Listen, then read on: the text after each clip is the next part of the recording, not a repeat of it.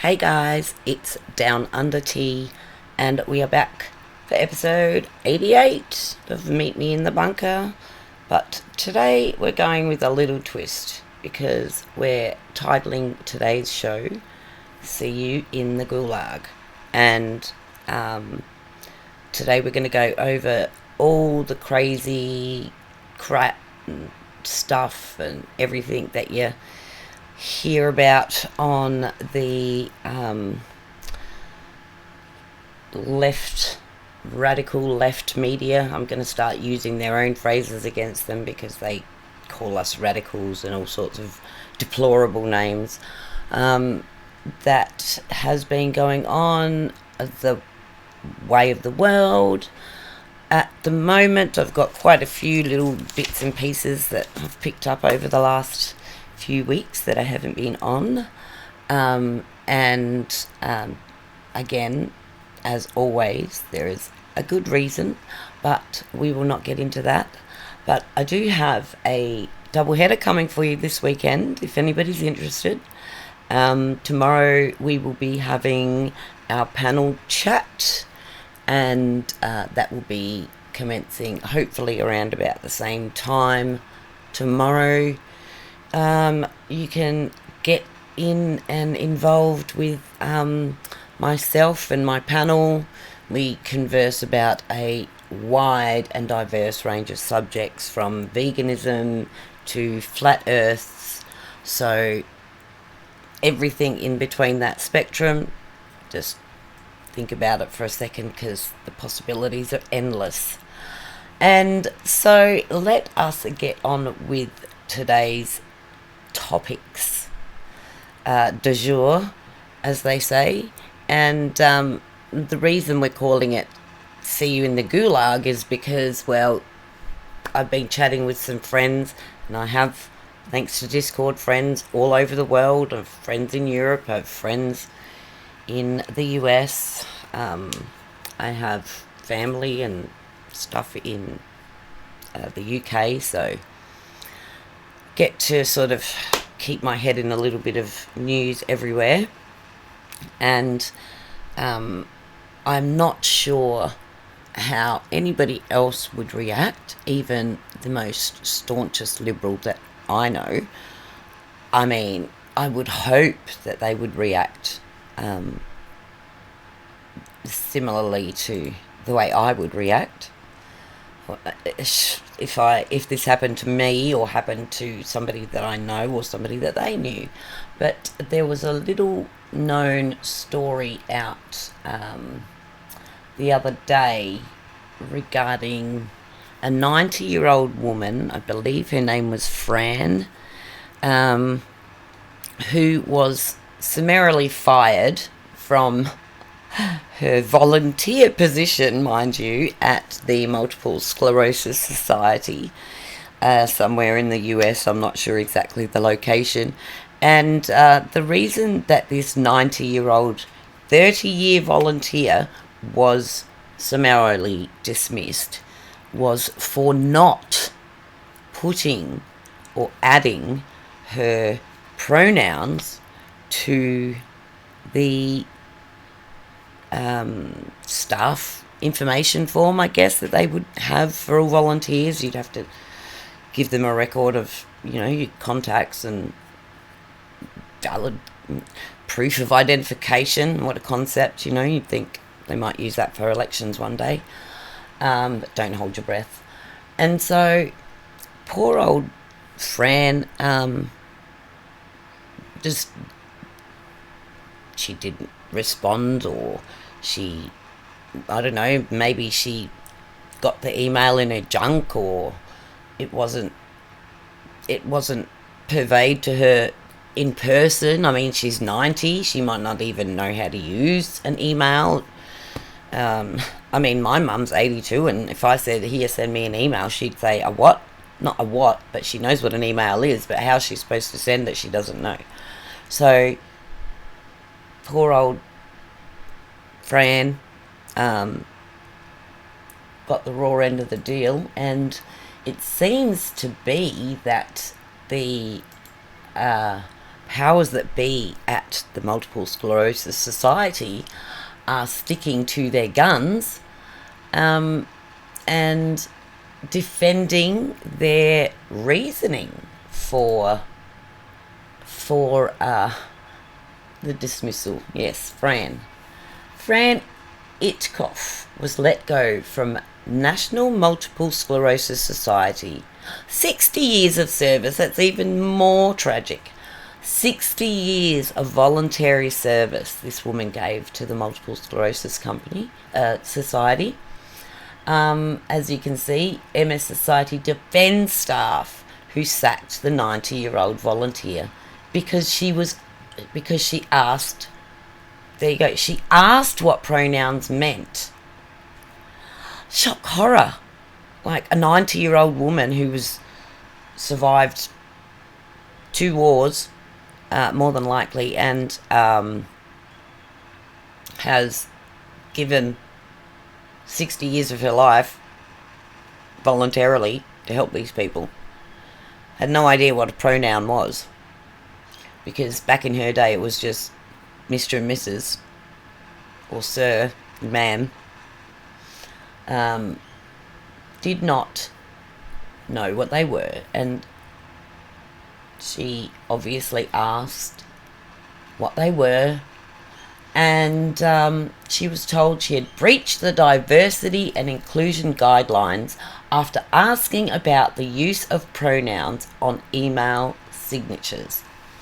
The non-profit has supported its initial decision and says staff acted with the best of intentions. Are you kidding me? You're trying to tell me that the 18-year-old doo-wop at the other end of that "thanks for your help, see you later" letter had any idea that Fran Itkoff was 90 years old and had worked for the company for 60 years? Do you think that person, and no doubt this person was a paid employee, not a voluntary one, that sent Fran Itkoff the damning letter of her despicable and heinous act of questioning something such as pronouns.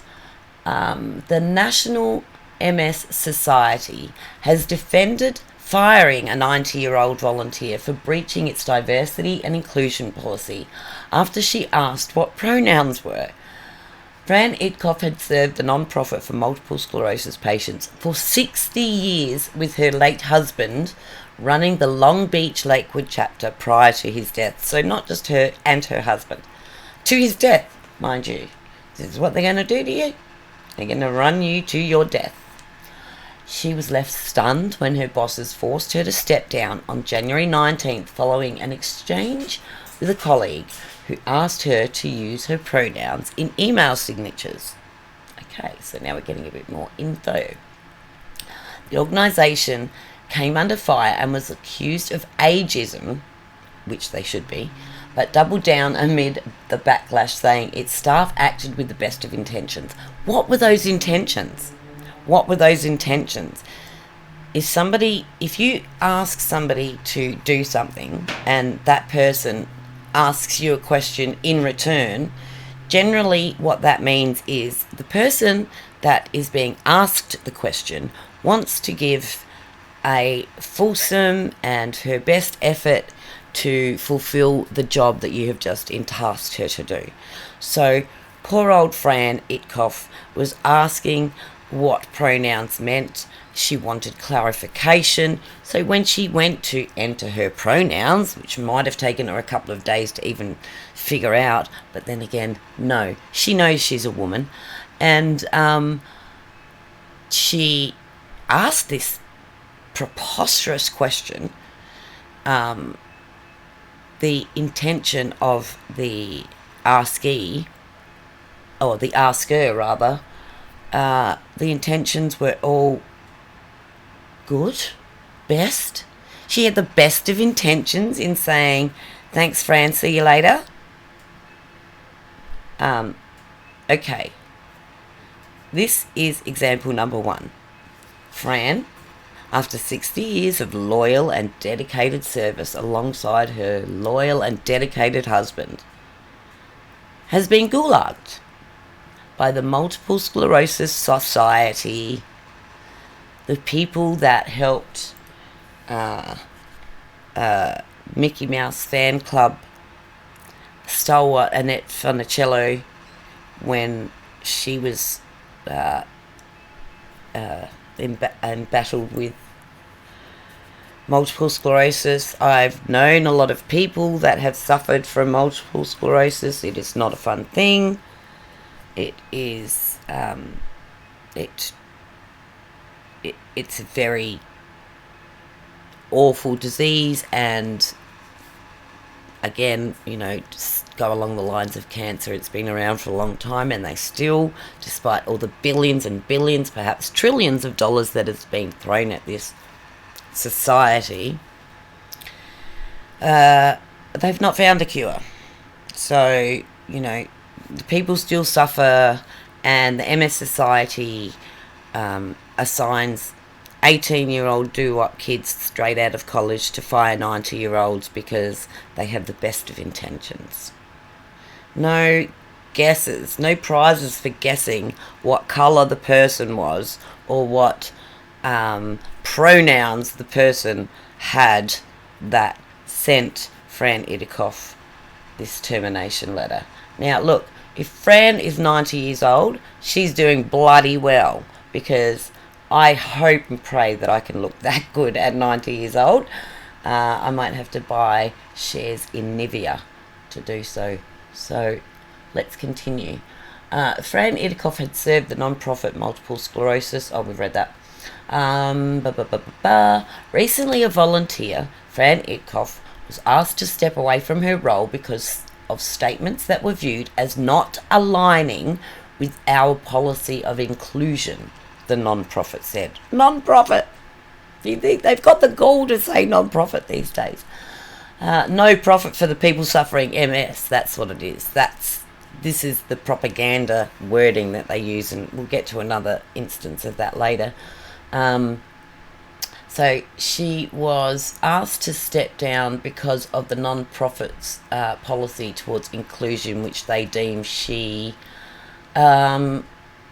abused or disrupted, or whatever it was that whatever crap, bullshit, unequivocal, ridiculous answer they gave her. As an organisation, we are in a continued conversation about assuring that our diversity, equity and inclusion policies evolve in service of our mission, and we'll reach out to Fran in service of this goal. What, are they going to give her a gold fucking watch? The comments came after social media users and supporters of the charity hit out at the decision to fire Idikoff, and so they should. Thank you very much. Good work. Good work, every single one of you. This woman has dedicated 6 decades of her life to your organisation. Her husband has had MS, and it was a cause dear to her heart. Ex-user Janice Dean wrote. We all know who Janice Dean is from Fox. She lost her in-laws during COVID thanks to Cuomo. What did she do that was so terrible that you had to fire her? We're waiting for your response. And here it is, obviously. This is so best of intentions, remember? This is so sad. This job may be the one thing that kept her going in life, and they've stolen it from her. True story.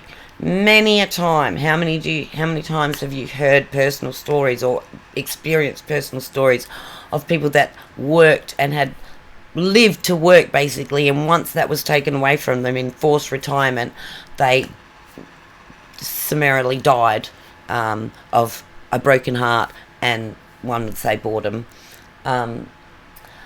Diane Fairley Cook added, "My heart breaks for the woman who has given so much to an unappreciative organisation." Too right there, Diane. While fellow ex-user Catherine Ann Lewis said, "Intolerance and ageism, not a good look, MS Society. Take heed." Several users threatened to withhold their donations and encouraged others to send funds elsewhere. Good, good. At this point, though, it appears the MS Society doesn't deserve the support it gets if it treats long-time volunteers this badly, Dave Dufour wrote. Okay, looks like this looks like maybe a letter that she was given, or an email or a phone message, I'm not sure. Let's read. Dear Fran, I hope this email finds you well, if not fired. We appreciate your decision and contribution as a self-help group leader with our organisation. So they knew what she did. As we discussed earlier during our phone conversation, after a thorough review of our guidelines and standards, it has come to our attention. So I'm assuming that the phone conversation that they had earlier was where the actual discussion took place and she questioned what are pronouns. So I'm assuming it's gone from that discussion to this letter. After a thorough review of our guidelines and standards, it has come to our attention that there has been a failure to abide by our diversity, equity and inclusion guidelines during your time as a volunteer. What? During her 60 years as a volunteer, this was part of their diversity, equity, inclusion guidelines? Find me the document. Show me the document from 1904. I don't know when they started, but they've been around a long time, obviously longer than Fran can attest to, because she's been probably working for him for the whole existence. Although the Lakewood Long Beach Self-Help Group... Oh, hang on, I missed a whole paragraph. Okay. Unfortunately, everybody loves seeing that word in the formal letter, don't they? Based on the situation, we have made the difficult decision to have you step down from your volunteer position, effective immediately, Fran. Immediately. Pack your box and get the fuck out. Okay? Because we haven't got time for the likes of you people, Fran. Just remember that. So, pack your box. End of the day, Fran. Couple of hours. I'll give you an extra half an hour if you need it, because you know you're 90. Get that little box packed out of the Lakewood Society, MS Society flagship or self-help group or chapter, whatever they want to call it, because chapter sounds more like a bike organisation, doesn't it, actually? Okay. Although the Lakewood Long Beach Self-Help Group will no longer be formally affiliated with our organisation, we want to emphasise that this does not mean the end of your group's activities. No, because we're going to appropriate everything you've done over the last 60 years, Fran. Thank you very much. And we're going to claim it as our own. You are still more than welcome to continue meeting independently from the society. So, you know, if you don't like what we've done to you, but you still want to help the cause, go off and do your own thing, Fran. Start another thing. And then when it gets big enough, popular enough, we'll come in and we'll tax you for it. Or we'll charge you and take you to court and sue you for money that you don't make as a volunteer service. This is the Gulag society that we are in, people. Oh my God. If you have any questions, hang on, it seems to me that the last time she asked a question, she got fired, so why would she fucking want to ask another question?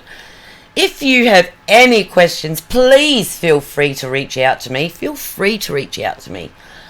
We appreciate the time and effort you dedicated to our organisation. Sorry, I can't read that bit because the libs of TikTok had to put their watermark over it. And sincerely hope you understand the necessity of this decision. And we wish you all the best, Franny, in your future of nothing.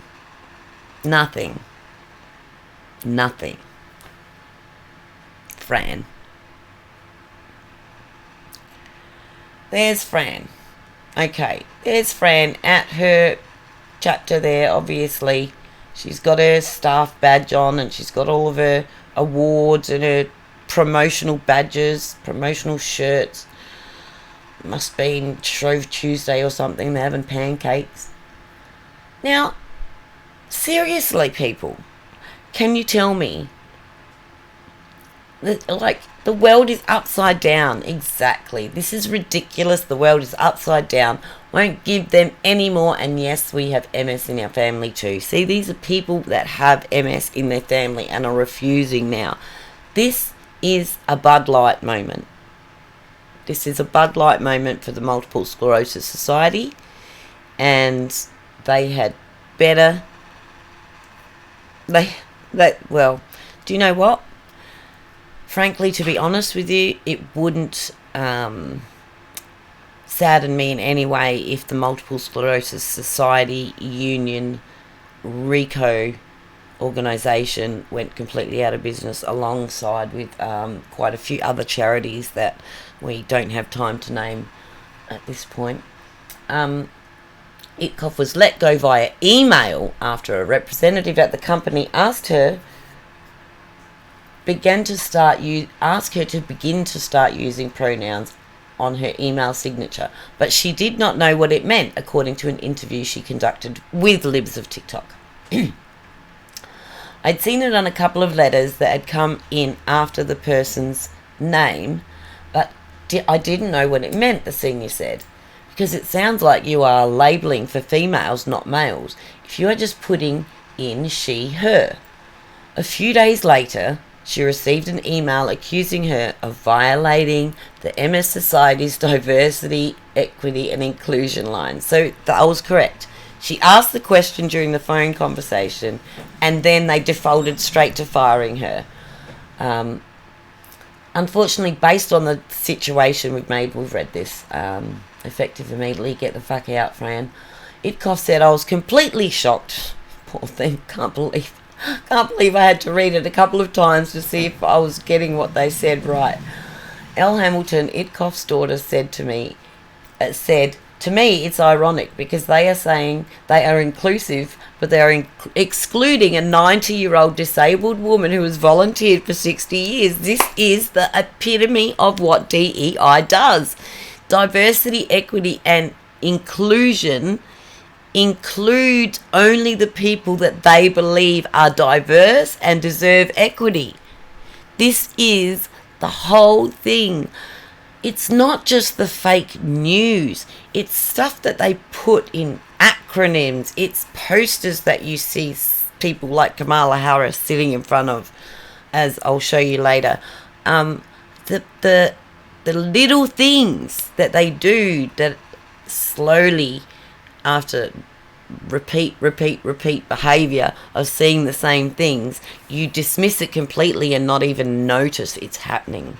And it's happening right now with things like this, with DEI. And literally the sole purpose was to help the MS patients and find a cure. That's literally all she does, Hamilton said.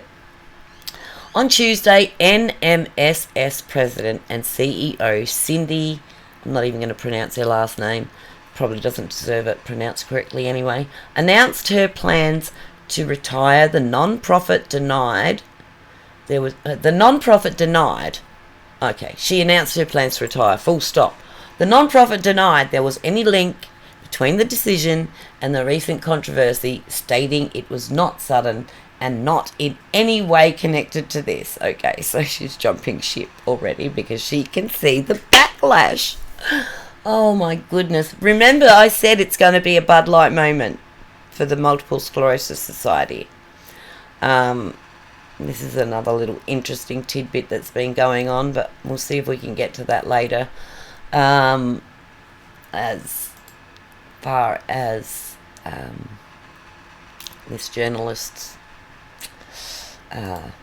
issues that she's having since being retired from CBS.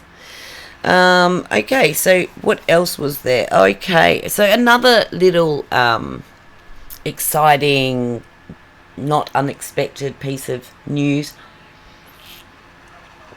that I picked up on was everybody's hearing that Riley Gaines has had the charges have been suspended pending further investigation. We all know what that means. It means it's going in a box and it's going to be taken care of by top men, like in Indiana Jones, the end where they put the ark in the big huge warehouse and top men are looking after it.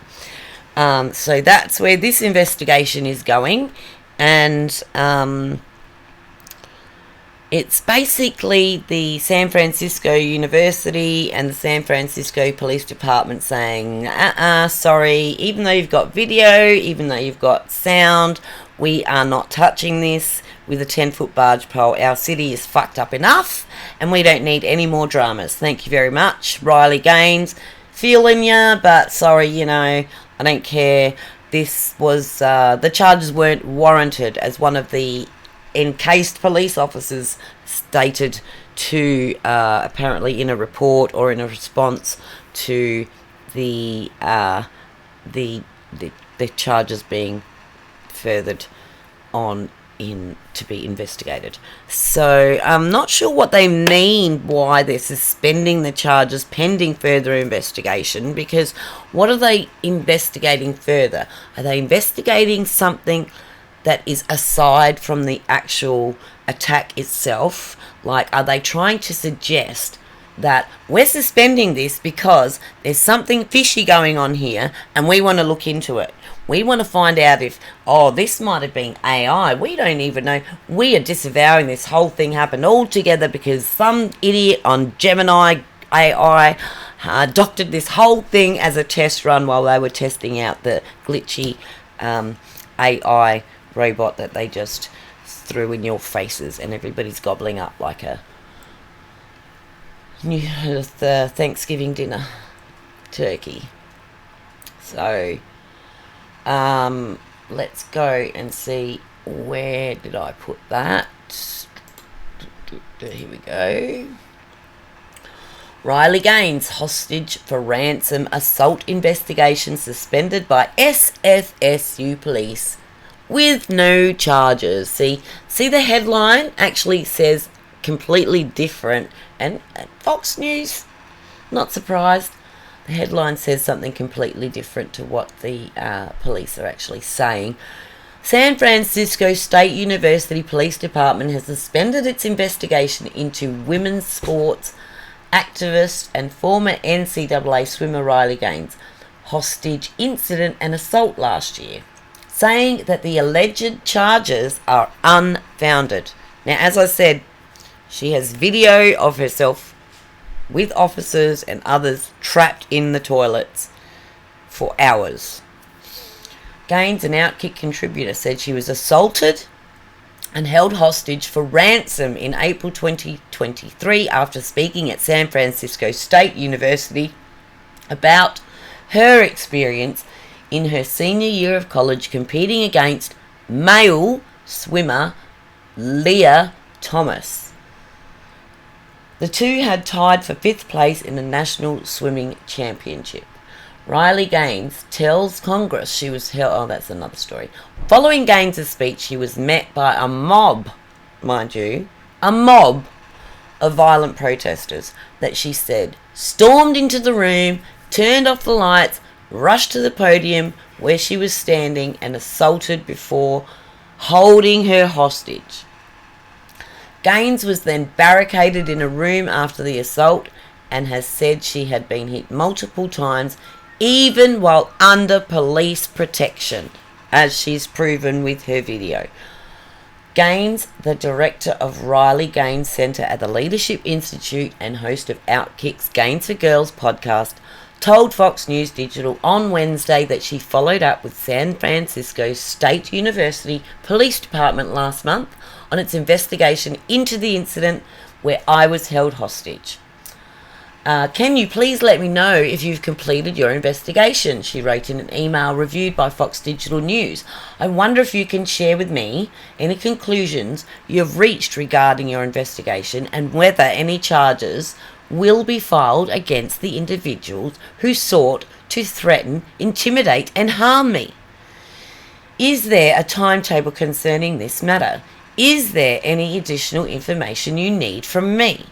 In an email dated February 2nd, an officer replied, after a thorough investigation, the alleged charges in this case are unfounded and have been suspended pending further lead.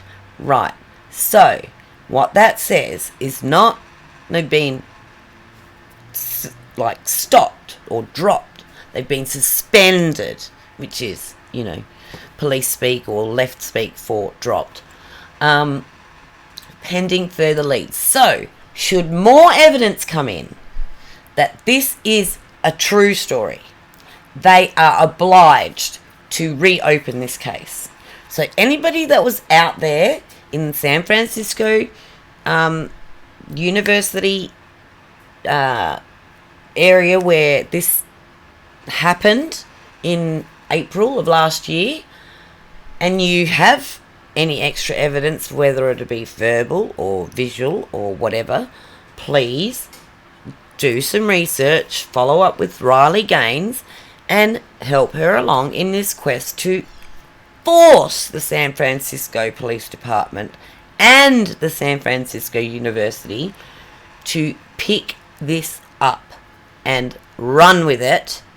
And they know who did it. They have the video of the people that did it.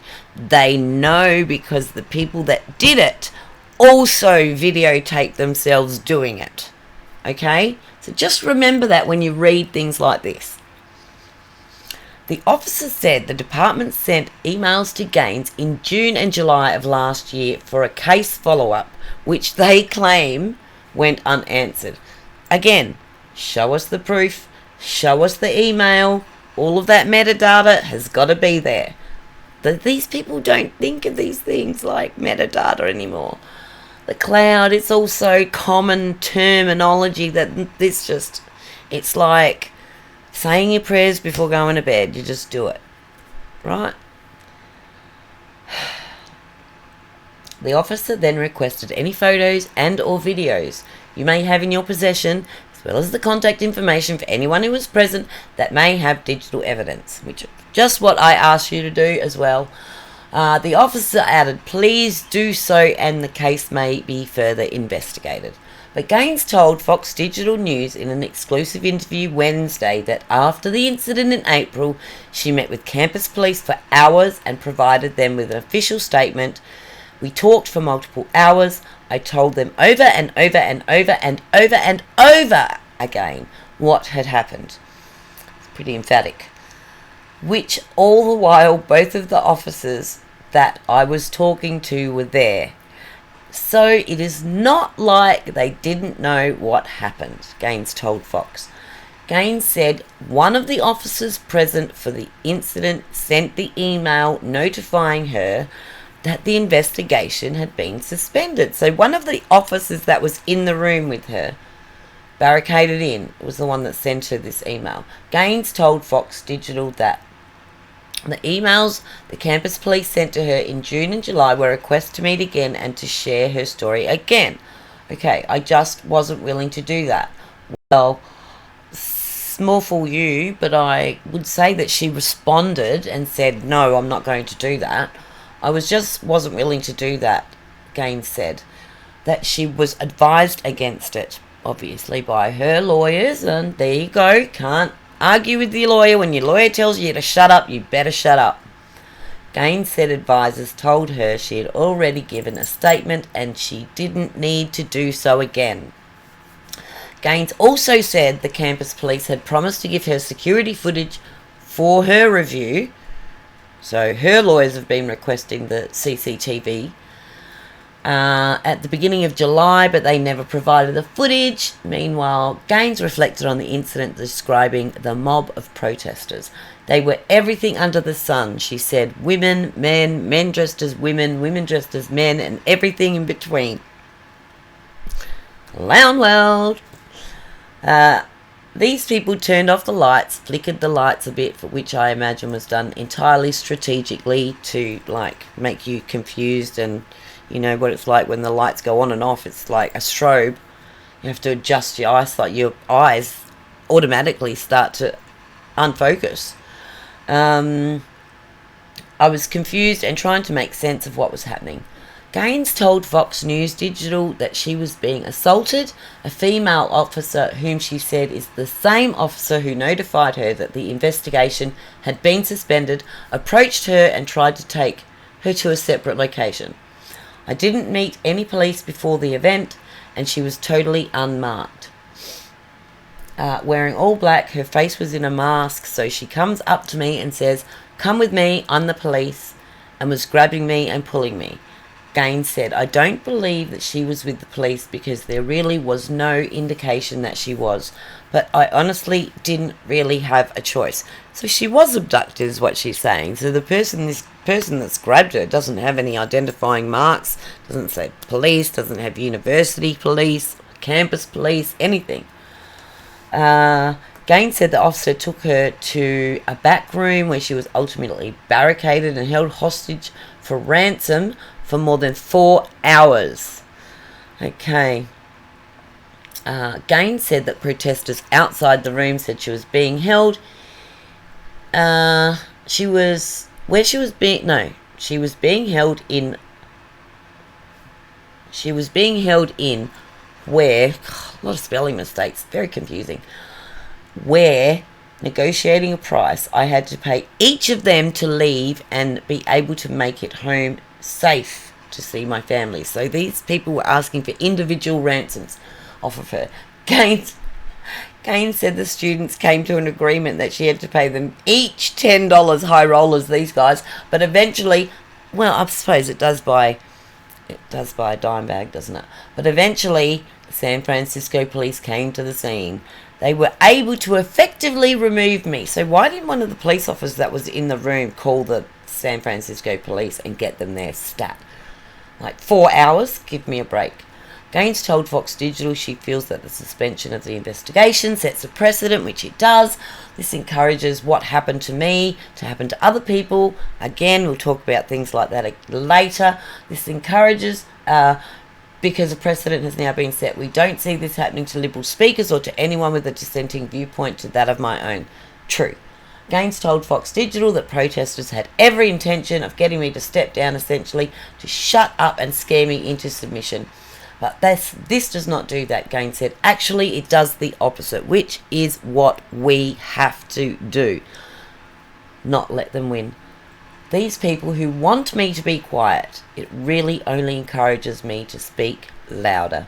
San Francisco State University Police Department did not immediately respond to Fox Digital's request for comment. Perhaps they have now, I don't know. Yeah,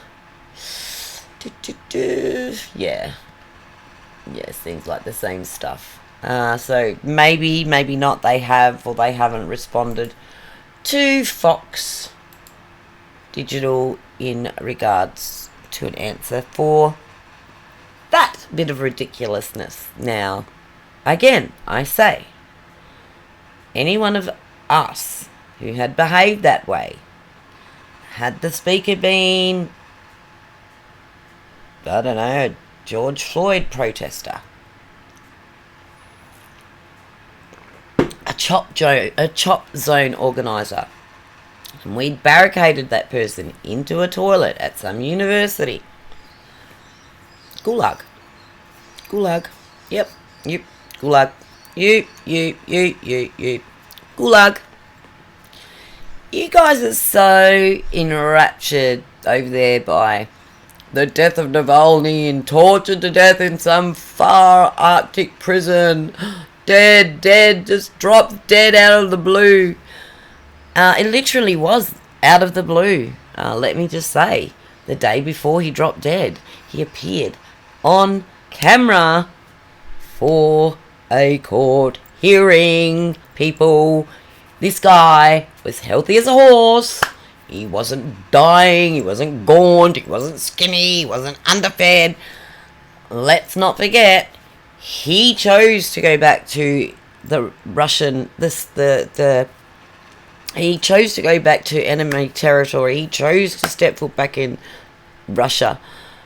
He could have stayed safe with his wife and his daughter in Germany in a nice, lush townhouse somewhere on the boulevard, paid for by the globalists, because that's what his wife and daughter are doing, instead of rushing to the Soviet Union to collect the remains of their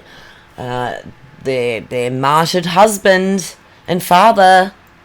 This man is now a martyr. He got what he wanted. So did the left. Putin gains nothing. Zip, zero, zilch. I don't know how to say zero in Russian, but anybody that does, go for it. Because that is what Putin got out of Navalny dying the other day. 3 days, what was it, 3 days or 4 days after the Tucker interview. Come on, people. Oh my Lord. You're gonna be walking around the gulag and looking at the barbed wire and saying, how did I get here? What did I do? Oh my Lord. You have had entirely too much warning. Anything almost that happens to you from here on out is on your own shoulders. Don't you think? Because, we can't do this. We can't mollycoddle you forever. There comes a time where we have to, duck our own heads. Okay? I don't have time to convert lefties for the rest of my life. I'm 56 years old, for Christ's sake. I don't want to hang around the rest of my life trying to wake people up and let them see what their own government is doing to them. By endoscopy. Okay, so speaking of Navalny and his wife, everybody saw the story about hapless old Joe gets the wife's name wrong. Poor old Joe. Poor old Joe. I mean, he's lost his dog, he's lost his marbles. What more can they do? You can't even walk up the baby steps anymore. I mean, I would love to see the toilet seat in the White House, in the Oval Office, the toilet seat for Joe. It's probably one of those little kids ones with a little cushion on it, so he doesn't fall in. His skinny little ass doesn't fall straight down the dunny. Ugh. I mean, he said he sat there with her for hours. I'm not sure how long. Let's see if it mentions. This morning I had the honour and blah, blah, blah, blah, blah. Oh, God. Nice little croissant basket there and some fresh fruit. Joe. Get squinting. I mean, this wife here, for a start, is she not 6 degrees of separation of the blonde chick that was in Rocky 4 or whatever, when Drago's wife? This is who she reminds me of. My husband eats his spinach like your Popeye. Remember her? Everyone remembers her. I can't remember her name though.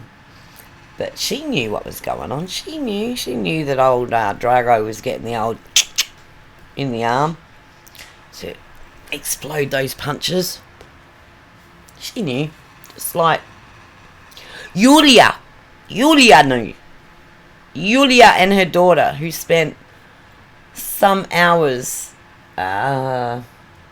with the President of the United States, Joe Biden, and the daughter of the late Russian activist Alexei Navalny, on Thursday in California. So she's traipsing all over the world, this woman. Mark that down in your calendars, because the day after he died, she wasn't, as I said, rushing to Moscow to pick up the dead remains of her husband. No, she was in Germany somewhere doing some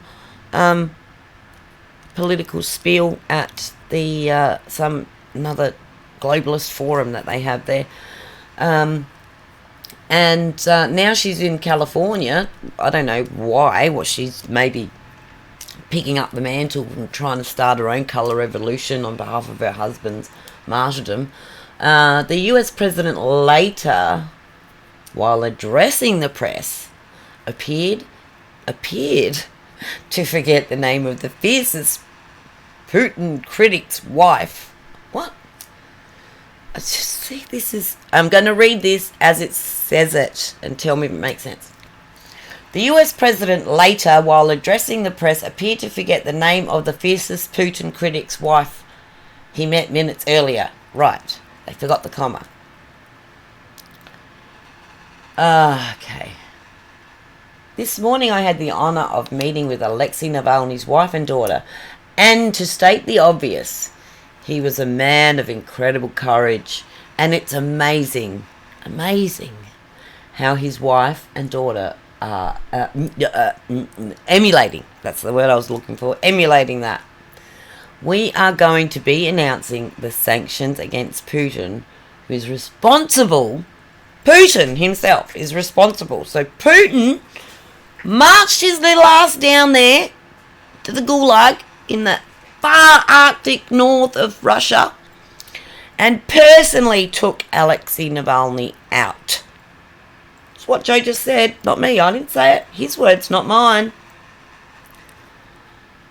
The US president said. But one thing that was made clear to me is that Yolanda is she's gonna continue to fight the fight he had underway. So we're not letting up, Biden said, mistaking Yulia for Yolanda. Okay, so as a reporter, right, that's pretty much all he said, and then he turned around and shuffled off. As a reporter, I'm standing there like writing down his prolific responses to these, unexpected and uncoordinated questions that are being thrown at him while he stands there alone and hapless in a car park. Mr. Biden, Mr. President, who's Yolanda? That's what I would have done. Who's Yolanda, Mr. President? We don't know. She's not in our notes. And I would have made sure that it was over the microphone, the nearest CNN camera. They would have had to mute it. Quick, smart. Okay. Let's just... is that open? Yes. Is that open?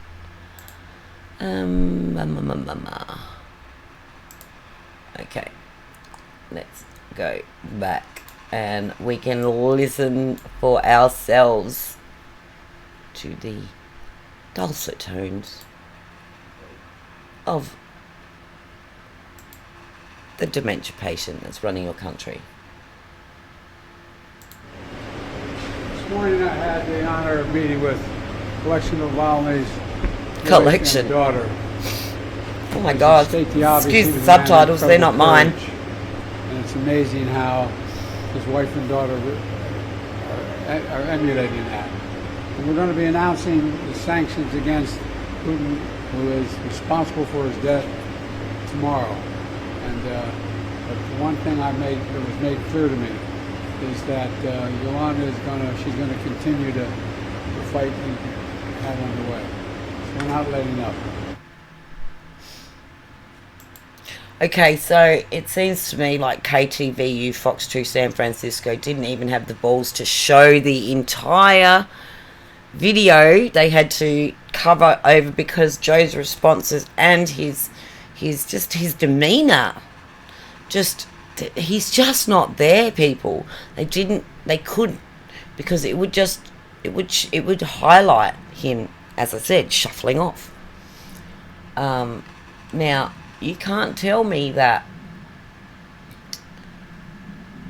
man is fully aware and cognizant of what's going on around him at any particular time of day, let alone if he's coked up or not. Okay. Biden's meeting with Yulia Navalny and the couple's daughter Dasha came 6 days after Navalny's death in the remote penal colony in Arctic Russia. Prison authorities in the remote penal colony of IK7, so they don't even have like suburbs, it's just like serial numbers, in Karp last week said that Navalny collapsed after taking a walk and died. Okay? He collapsed after taking a walk and died. Where does it say there, Joe?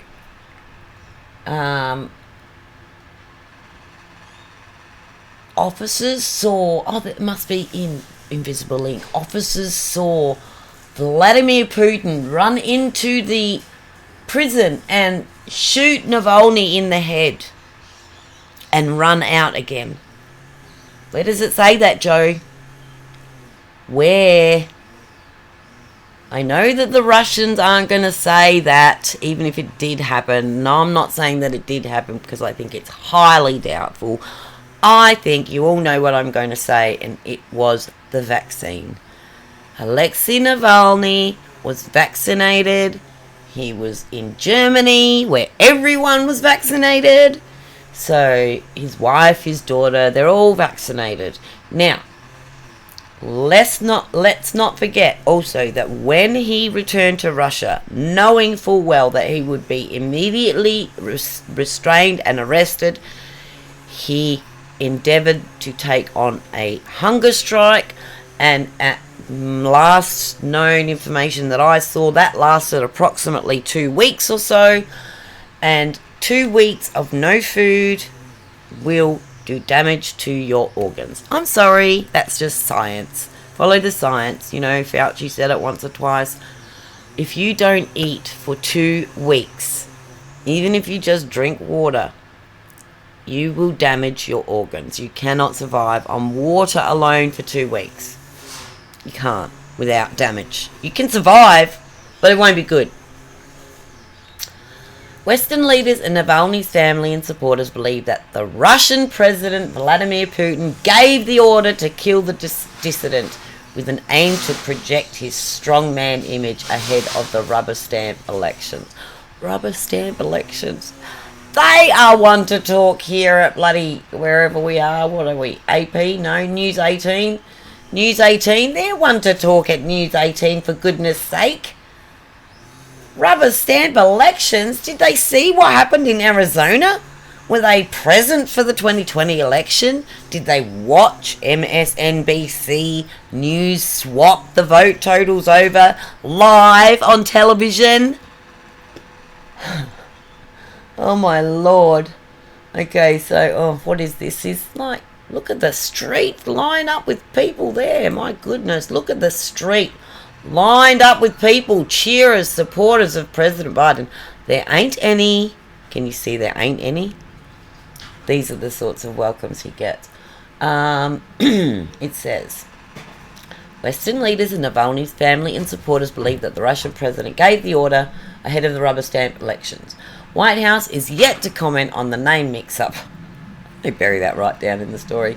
And officials also did not dispute that Biden slipped up during the presser. Of course they didn't. They can't. No one can say anything. They can't. These people, if they do not go to bed every night and confess their sins to the Lord, they are going to hell.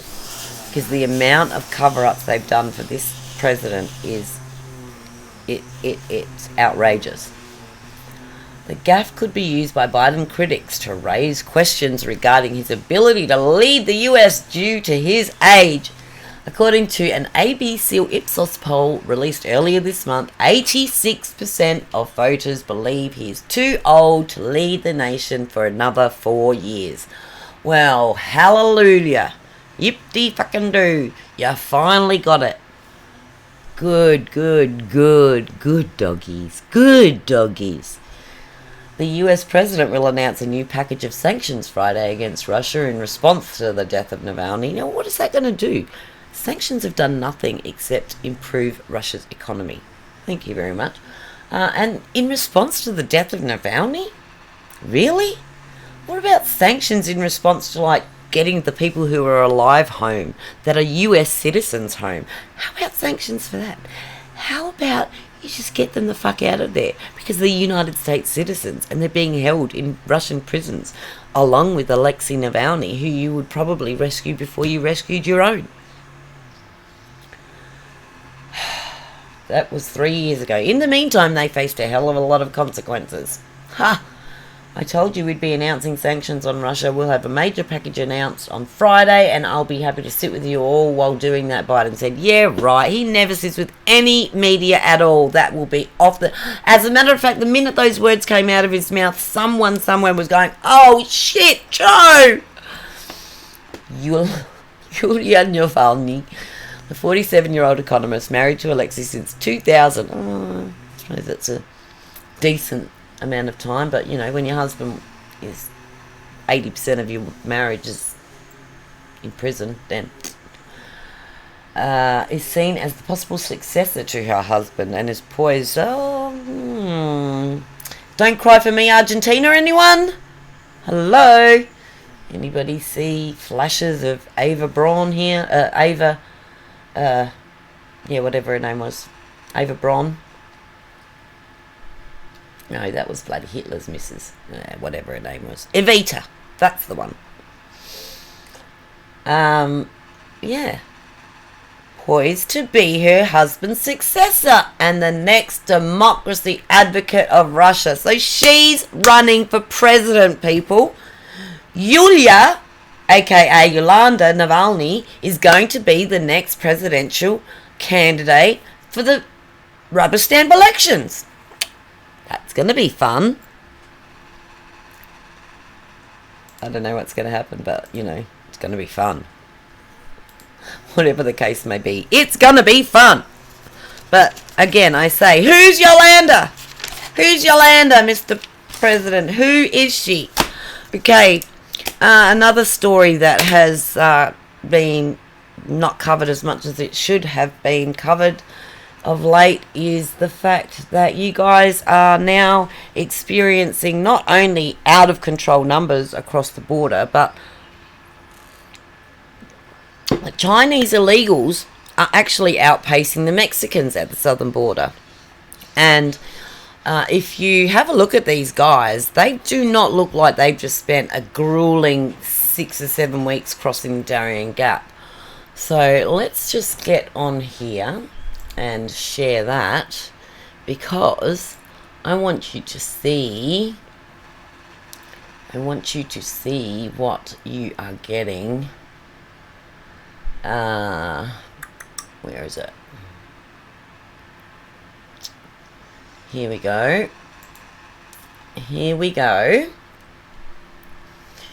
So let's have a look at this little ditty. Jenkins spoke exclusively with first of all, thousands of Chinese. Okay, so before we get into it, let's just have a little bit of a background so that you know what I'm pointing out to you and why it stuck out to me, this story. Okay, Chinese people are captured. They are literally a captured people. They are... a lot of people, yes, have escaped. A lot of the Lao Beijing, as Steve Bannon calls them, have escaped the tyranny of the communist population in China and the communist regime in China, which does rule all. But one thing they do have a handle on, these communist a-holes that are moving in to a neighbourhood near you, one thing they do have a hold on is the ability to let people out of their country without knowing about it. Okay, it's really hard for a Chinese citizen to leave the country of China without the regime knowing. Now, if the regime gives you their blessing, then that's a whole nother story. You are indentured to do something for the regime, if that's the case. And don't take it from me, take it from anybody else that knows what's going on with the Chinese, because, I'm just one person with a little mind who reads a lot. But the Chinese that are crossing the border, these people are men, fighting age, very clean and tidy. These people are telling us that they just spent weeks doing the torturous trek. Remember, they're coming from China. They're not coming from Mexico. These people weren't living in Mexico and decided to cross the border. They've come from China to escape communism. My ass, they are coming to escape communism. They are coming to emulate communism, is what they're coming to do. Just like Joe said Yolanda's doing. Let's have a look at this little clip. It's not long, it's 4 minutes, but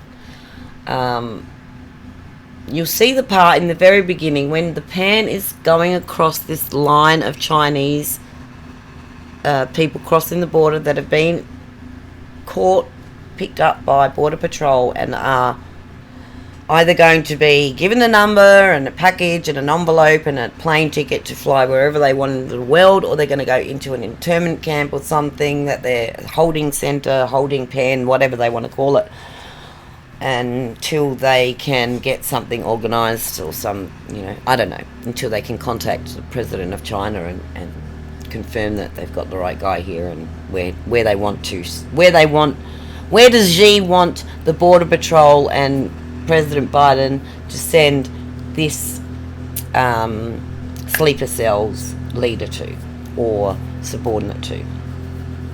Sleeper cell members coming in droves, people. These nationals are crossing the southern border. Grip Jenkins spoke exclusively with one of them. So look at these guys. Look at their clothes. Look at their clean shaven heads. These heads have just been shaved. Like, just been shaved. Okay? Clean bags. Look at, there's tags on their bags. These guys have all been given tags. They've all been given. Now, tell me that this is not what I think it is. A complete force of fighting men and women. Don't get your fucking knickers crossed when you don't want to believe that Chinese women are just as capable of these atrocities and committing atrocities as the men are. And I say that for all races, not just Chinese, not just Asians, all races. Women are just as capable as men of committing heinousness. So, okay. Clean. These people are all wearing dark clothes. Did they just cross the Darien Gap, or did they just go shopping at Walmart? You tell me. Why did you come? Take money. Money? Yeah. For job? Yeah. And Grip Jenkins are with us now for a conversation. Okay. So, why did you come? To take your money? To take your jobs? They're telling you. When somebody tells you who they are, believe them. Griff, what did Or don't, at your own peril. you see? Well, listen, I saw the next phase of the border crisis, and it's in California, but it's different, Todd and Carly, than what we saw in Texas, where Governor Abbott has put up the razor wire, those shipping containers to lock down and harden our border in places like Eagle Pass. Out there in Jacumba, California, it's wide open. And California is a sanctuary state, meaning by law, the city officials and local police law enforcement cannot cooperate with people like Border Patrol and ICE. Look at them. And don't forget that on January 1st, California became the first state to offer free health insurance to illegal migrants. Of the 21,000, we've been reporting 20,000. I'm here to tell you right now, it's more than 21,000 Chinese nationals have crossed the southern border. There you go, 21,000. On October 1st, more than 20,000. Come on, guys. You're being hornswoggled here. That's why that individual I spoke to said, hey, I'm here for the money. And as you know, just needing a job or a better life does not qualify for asylum. Well, I want to get to that, but before you say that, I want to focus on what you just said about the number of people that are going to San Diego, because it's a disproportionate number of Chinese nationals going to the San Diego sector. You and Malugin aptly reported it's because there's no security there. There's no vetting. There's no checking. At least in Texas, there's something. Nothing. Right. I mean, look, I have my doubts about what... Excuse the lawnmower, folks. My husband knows that I'm recording live, but... of individuals coming across there hitting the Why? Because I didn't speak just to Chinese. I spoke to 3 Syrian men. Malaysian, ran into some individuals from Kazakhstan. I talked to some Afghan nationals right before my last report 2 days ago. And then there's this. I wanted to show you this. I did bring this back to the Chinese. And I'm just going to hold these up. These are 4 There you go. ID cards, Look at that. temporary Mexico visa cards that Chinese nationals have discarded on the ground. Why? Because they were granted temporary asylum in Mexico. That the goal is the U.S. to get free health insurance, to be released into the country. And did you hear what Griff just said? Okay, now I'm really not big on Fox anymore, but I have. It goes on my cable television. Sometimes it's the only news channel that I would prefer to watch. Sometimes I even dive into, Rachel Maddow's show or morning show. Please don't judge. But did you hear what he said? They were granted asylum in Mexico. That's not what they want. By the way, we don't have repatriation with China, so many of these, maybe half or more, will be allowed to So stay. I'm sure that those are scattered all over the ground. Okay, and that's another thing that's just happened too with Venezuela. Venezuela has now moved to stop any extraditions from Venezuela illegals that have crossed the border into the US. Venezuela is now refusing to take them back, even if they are deported. Thank you, Joe. Thank you very much. So now the Chinese are doing it too. They are not taking, well, they're not doing it too, but obviously, as Griff said, they don't have a treaty with them, so you're stuck with them. All over the open, rocky area, as Todd points out. And then, China is really the king of long-term planning to undermine the United States, whether it's with higher education or buying up farmland. So a lot of these people say that they're coming here for jobs, and I'm sure that's true. I mean, think about the COVID lockdowns that took place in China. But it also seems like it would be part of China's playbook to kind of disperse a couple people possibly for nefarious reasons, whatever it may be. And Well, no duh. a real concern here when it comes to So, Carly, you put your finger on it. I confirmed with a Border Patrol official that briefed last year Congress that told a House committee behind closed doors we're a little worried about the number of Chinese we're getting. At that time, it was in the RGV sector, it wasn't out west. And they briefed the lawmakers that they were concerned that there could be Communist Party ties to some of these individuals. Remember, a majority Look at them. of these individuals are single adult males. White. but He's wearing white. It's not even a. that. Now, if I was wearing white, that would be dark grey or black. China is the number There's no way these people look like they were dropped from a helicopter IP. at the border. And they're stealing it from Probably a bloody spy balloon. individual I talked to. It's like she's been sending them every 5 minutes. Maybe they're just like jumping off. Come and get. He said, computer job. And so there's a fear that even Like ninjas. working directly for the government may be here to steal our intellectual property. Every single thing that you just said and the people that you spoke to, we love America, we need a nice life, coming for jobs, none of that qualifies for asylum, and that is a key takeaway. Before we let you go, your hosts and friends, what else is coming up on the show? Oh my gosh, we've got Fox and Friends. We're going to talk about Nikki Haley. She has a big announcement today. Who knows exactly what's going to happen? We've got Laura Ingraham on her big town hall with Trump. And of course, we've got William Byron talking about winning the Daytona 500. William Byron. At least it wasn't Brandon again this year. That would be embarrassing. For Joe, I'm sure it would be. Okay, so you saw it with your own eyes. Those people did not look like they just did a grueling trip through the muddy, disgusting, murderous Darien Gap that Michael Yon and Laura Loomer have been telling us and filming us and sending all of the, the camps and all of the vision for. We know they exist. We know that exists. We also know that this is a common thing that they do. They dump all of their identification, any sort of passports, any cash that they have, because they can't be seen to be coming with anything. They have to portray themselves as refugees. Remember, they're escaping something horrific. What are they escaping? The economic climate in China? That is the wrong answer. Okay? That, my dear folks, that young man that you just saw admit that to Griff on Fox committed a crime. He admitted that he is an economic migrant, not a refugee escaping the tyranny of Xi Jinping. He wants your jobs. He wants your money, your jobs, your life.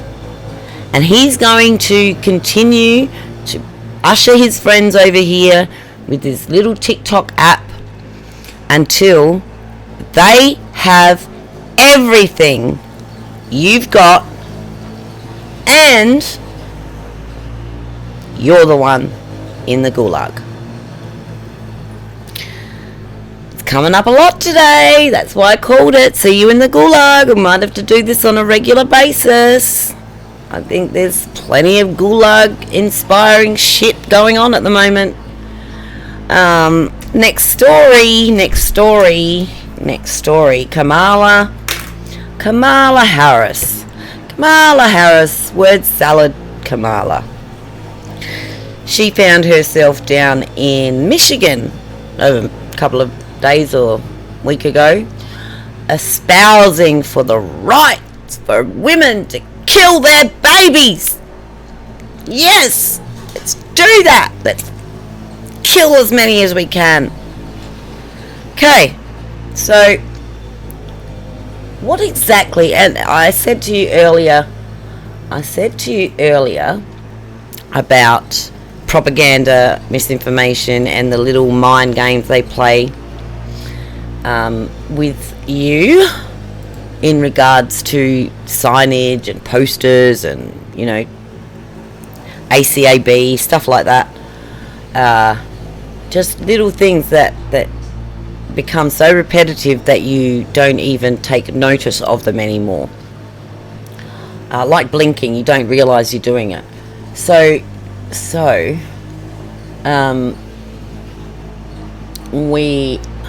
where are we?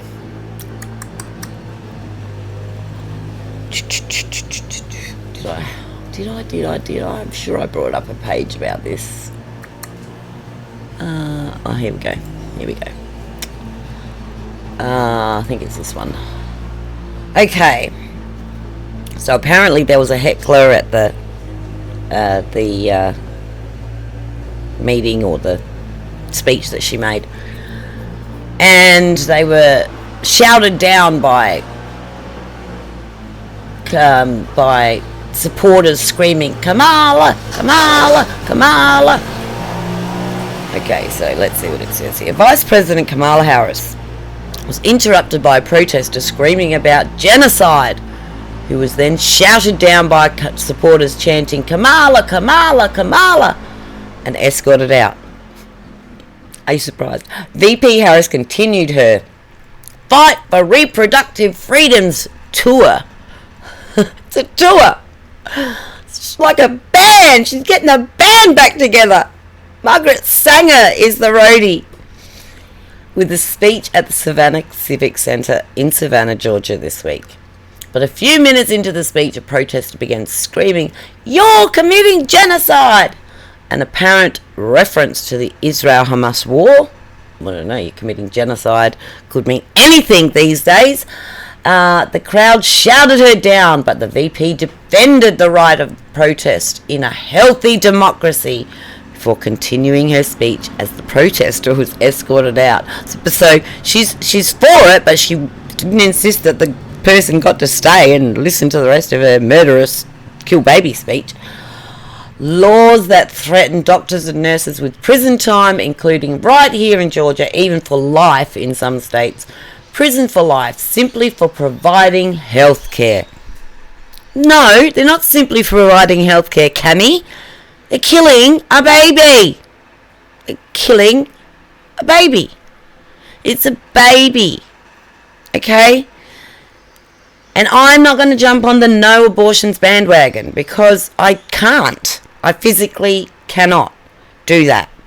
Because I agree that there are circumstances in which a child could not or should not be born. Okay? Whether it be the health of the mother, whether it be a certain personal experience. And we're talking like, there's got to be good reasoning for it. You've got to be able to convince somebody like me that there is a good reason for it, and be willing to listen to somebody like me who would want to offer some options.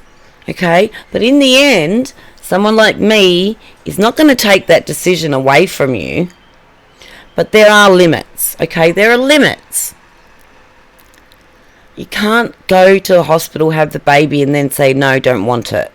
Doesn't have blue eyes, get rid of it. That is murder. That is heinous, atrocious, disgusting.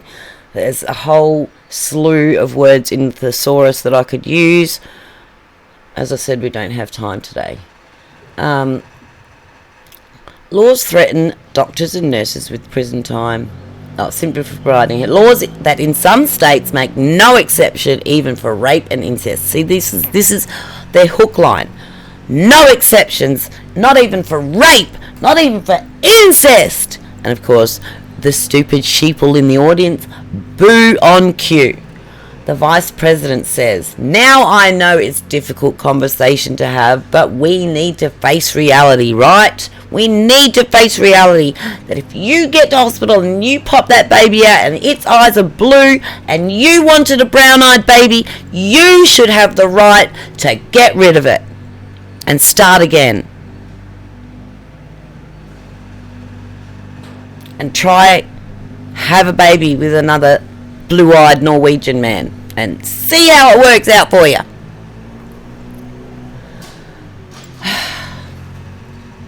As many of us know, and many of you may know, and she just said the same thing twice.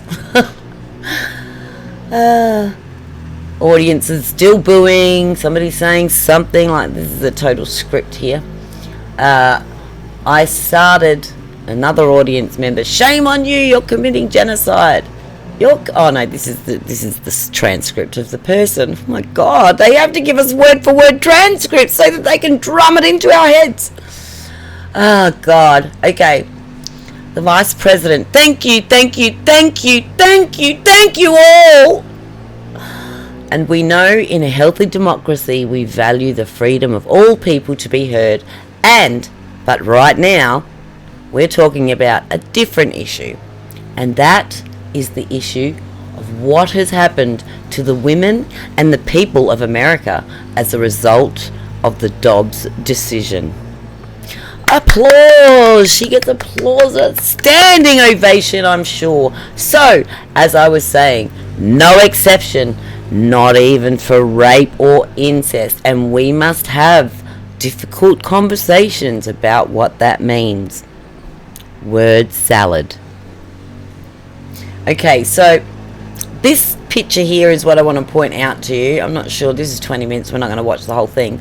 But this is the thing that I want to point out to you, because what we have here is a form of visual propaganda. Now I'm going to make this big. Now why am I saying visual propaganda? Because it's so subtle that you probably, unless you're as screwed up as me and see conspiracy and everything, which some people have accused me of, but I don't care, you can go there, you might not have even noticed it. So what have we got? Don't worry about this thing. I didn't blow it up for her just so you could get a look at her pearly whites.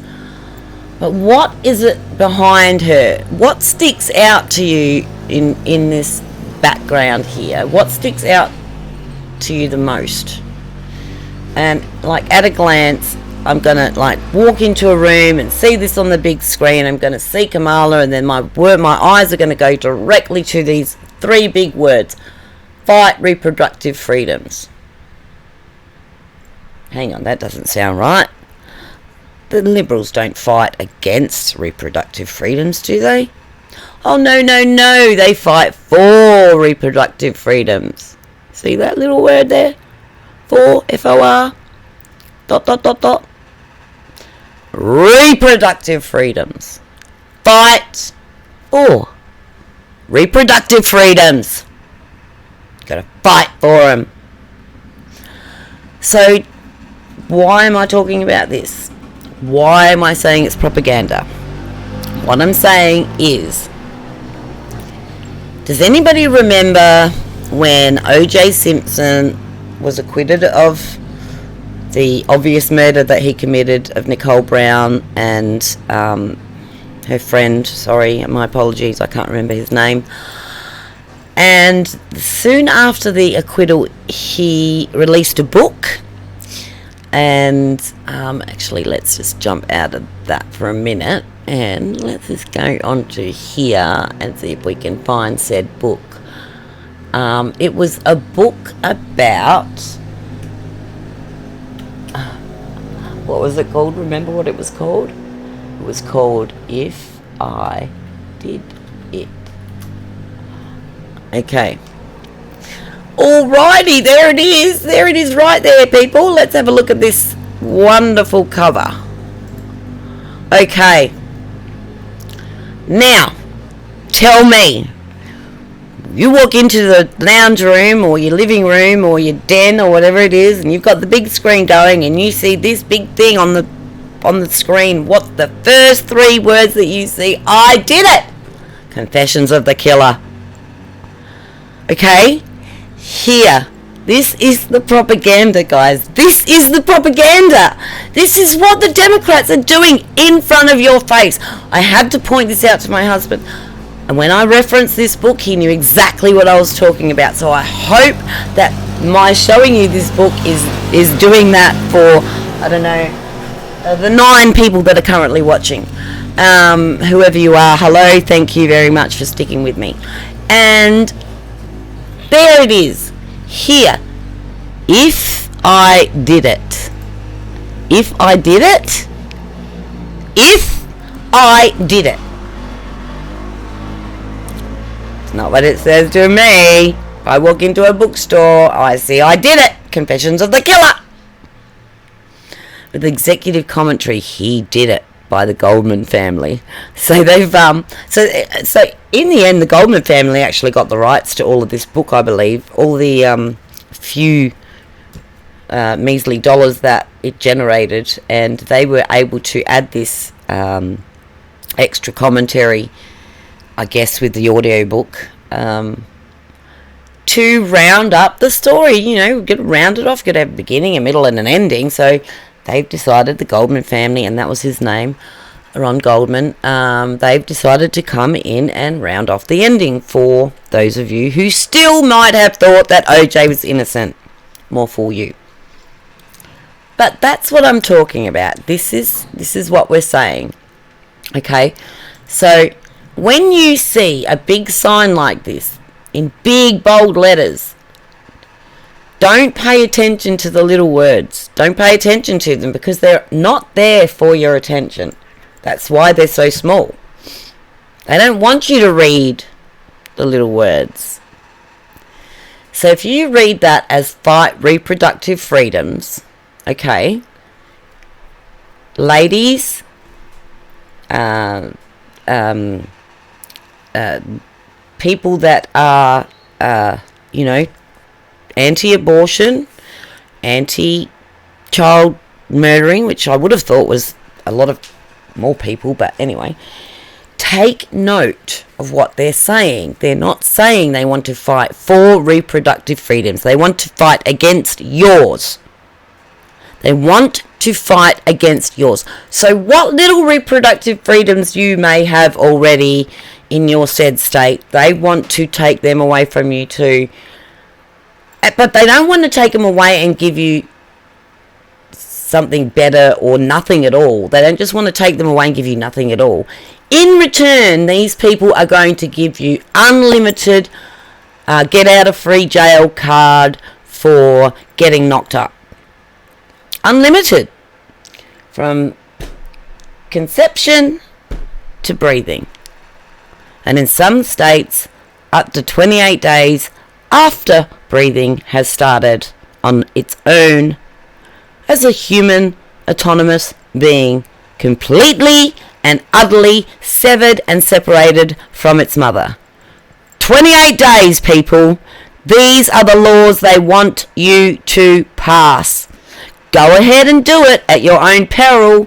But if you think the violence on the street is bad now, wait till you start having no morals and no conscience about the millions and millions of babies that will be getting murdered pre and post birth.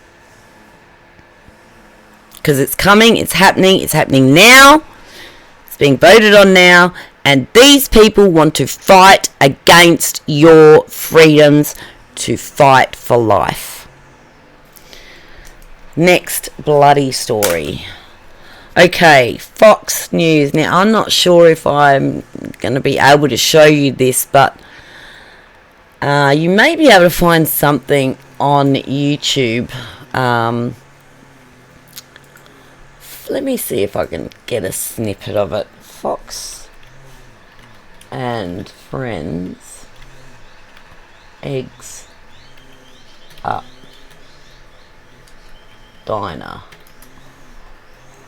Okay, so yesterday I was watching a little bit of Fox News, and they had Lawrence Jones there. Now, I'm not sure how long this clip is, 2 minutes and 59 seconds. Let's see, is it sharing? Yes, it's sharing. Okay, let's go back and open the volume for it. Okay, it's much more crowded at this point in the day than it was when Fox and Friends were doing it. It was crack of dawn, obviously. But what I noticed, it was very conspicuous to me. And again, I'm looking for everything everywhere all the time these days, and it drives my family insane, trust me.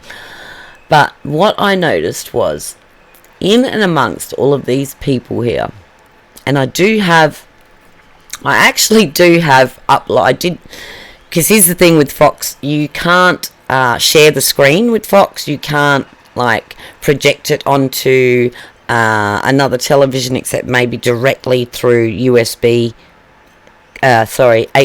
cable. I can connect my computer to the TV and watch Foxtel on the TV instead of the computer screen. But if I want to share it with you guys, I can't. It just goes up as a blank screen. You can hear the volume, but you can hear the voice, but you can't see the picture. That's just what they do. So what I did when I noticed what was going on in this little tete-a-tete here with Lawrence was I grabbed my mobile and I filmed a couple of things that caught my eye. So these people all seemed to, when they were asked questions, they were all seemed to have really scripted and coiffed answers, like in depth, sort of they gave off that they had done a little bit of research and tried to look as casual as you know, I'm just here for breakfast, Lawrence. But it's you're asking, you know. But look, let's face it, Fox News is going to, and everybody does, they're going to promote the fact that they're going to be at such diner, Eggs Up in this case, diner, on such and such a date at such and such a time, so meet us there and blah blah blah, get your questions ready.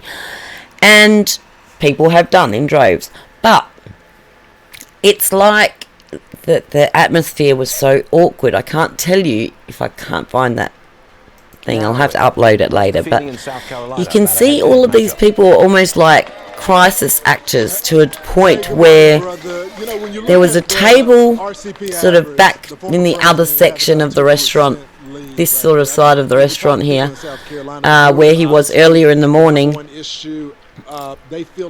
just going to mute it. Where Lawrence was earlier in the morning, sort of at this point behind these walls here and behind the breakfast bar. And there was a table of 3 young lads who were all had a question that they were going to, you know, be asked, and had to obviously have their prepared answer ready. But what I noticed was the people's interaction, which was zero. So there was 3 young lads, college student age, I would hazard a guess, and they were sitting together. One would get asked the question, camera on him, talks very responsive, very mature, very alert, and sort of aware of his responses. Good job. Lawrence moves on to the next person. But in the background, you can still see the interaction of this gentleman and the 2 other guys that are sitting at the table. The gentleman that just answered the question goes straight back into his phone and starts texting, "Oh, buddy, mate, did you watch it? I was just on. Did you see me? Did you see me?" And the other 2 guys are sitting there like robots, sort of, with a bowl of pretend eggs or something on their plates, or maybe they're waiting for an order to come in. I don't know, but it was so contrived. It was so contrived to the point where I physically had to record sections of it to show myself and maybe to others who would not believe me how contrived it actually was. And at one point, one of the gentlemen on the same table that was asked a question earlier, now I don't know if he just wanted to be on camera again, or he was really eager to ask another question or answer another question, or whatever the case may be. He relocated himself from his 3 mates, which I assumed they were supposed to be mates having breakfast together, right? Relocated himself to the second stop and the second callback in the breakfast show to the breakfast bar where other uni students, younger guys, were sitting, and he didn't get to talk again, but he got his face on camera. Mark my words, I recognised him, and I'm sure others would have too, because he was wearing a very distinctive checkered red shirt. So, red and white shirt. So, the contrived, Fox contrived.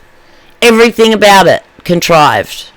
Steve Doocy has to be like, I love his kid, I love the boy, but really, Steve, I think it's time for you to move on to some CNN Plus platform, because it's really getting beyond a joke when it almost brings a grimace to your face to have to say the word Donald Trump. So I think if anybody else agrees with me, I don't know, say something in the chat. Let me know what you think. I think Steve Doocy is to use the word of a recently released book by Seamus Bruner, Controligarchs. I think that's what Steve Doocy is. He is the Controligarch of the Fox and Friends set. He is the middle of the road, not quite liberal, not quite conservative controller of the tenor of the chat. And that's really, I can keep playing, it's all stopped anyway, but if you had a look while I was chatting about what I was saying, the interaction between these people is nil. They're just people that have been told, get to the Eggs Up Diner this morning because you'll be on live television across the nation on Fox. If you live there, you're not going to go there, you're an idiot. At some point in the day, they're going to come to you, or they're going to see you on camera, and people that want to be on camera will be there. People that don't, won't. Simple as that. They'll go in after the cameras leave and get their eggs. So, next story, because that's really all I had to say about that. It's just like, be aware that what they're doing is contrived. They're not always looking after your best interests. They really don't like you very much. As Steve Bannon says repeatedly, just to remind you that the owner of Fox News, the Murdoch family, are foreigners. They own big swathes of business, control a lot of things in your country, and they are dangerous because they are totally radical globalist liberals. Okay, now we're going to get back to Putin, because Putin, as far as I'm concerned, literally just wrote Joe's death warrant in regards to if he's going to make it to the election in 2024 by saying that, pretty simply, Putin says Russia prefers Biden to Trump, but criticises the US policy. Now, of course he criticises the US policy because he's a smart man. He can see it's a dumb shit, crappy policy. Look what they've done to your country. Look what they're doing to these countries of ours as well. We've got liberal, radical maniacs in charge of our countries. They're killing us, they're strangling us, they're giving away all of our assets to other countries. They're indenturing us to be subordinate to China. In your case, China as well.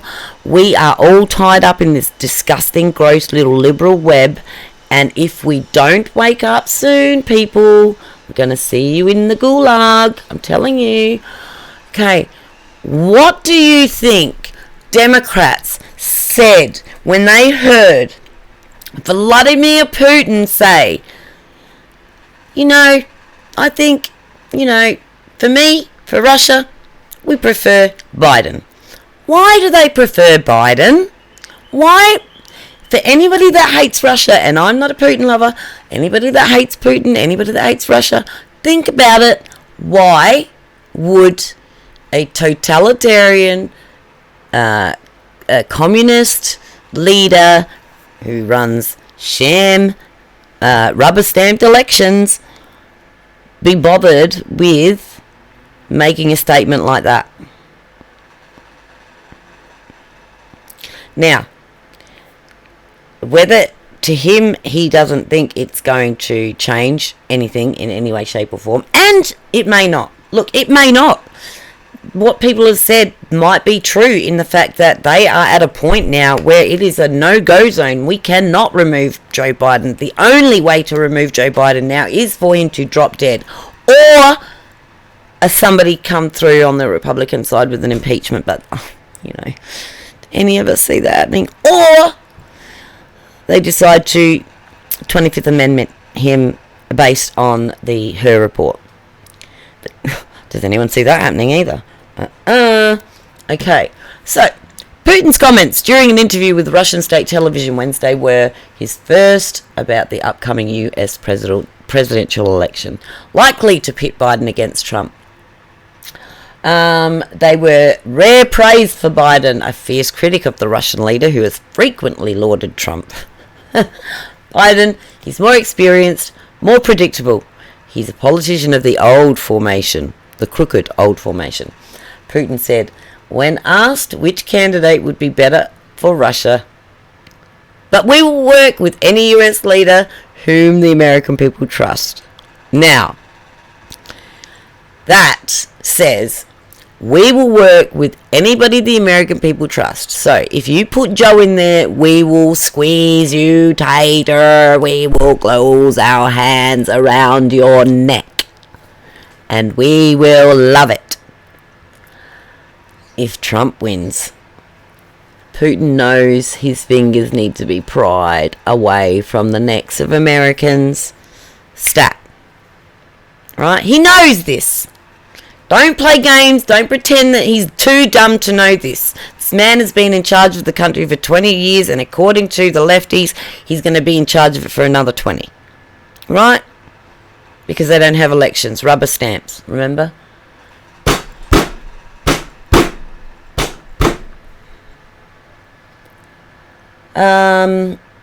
So the beginning says, President Vladimir Putin said that Russia would prefer to see US President Joe Biden win a second term, describing him as more experienced and predictable than Donald Trump.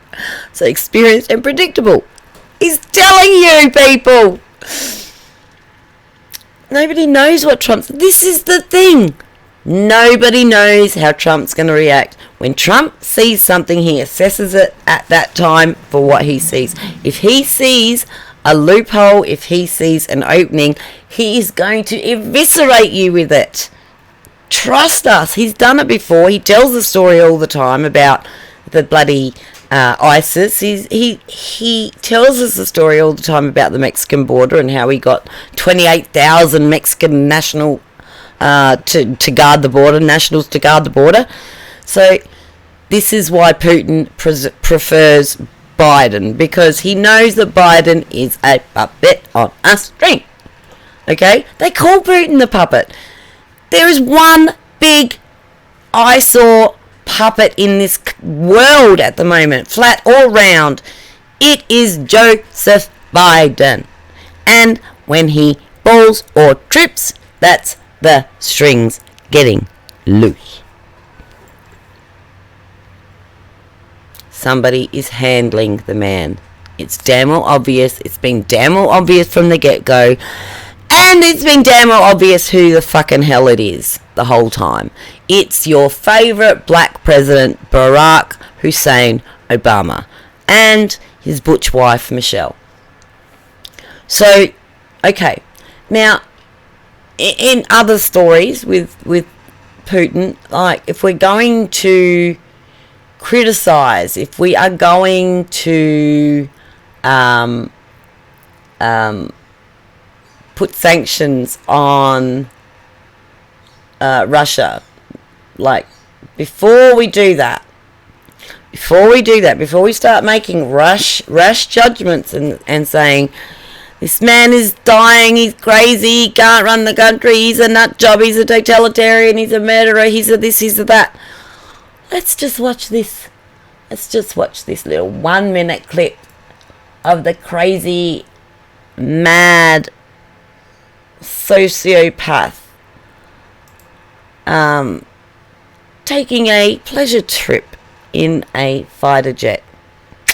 And I don't know if they show it, but let's hope they do. Watch him dismounting the fighter jet. And then think about Joe trying to ascend the stairs on Air Force One. Okay, please. I haven't actually watched this whole clip to the end, so I hope they do play it. Let's see what they say. It might be in Russian, who knows?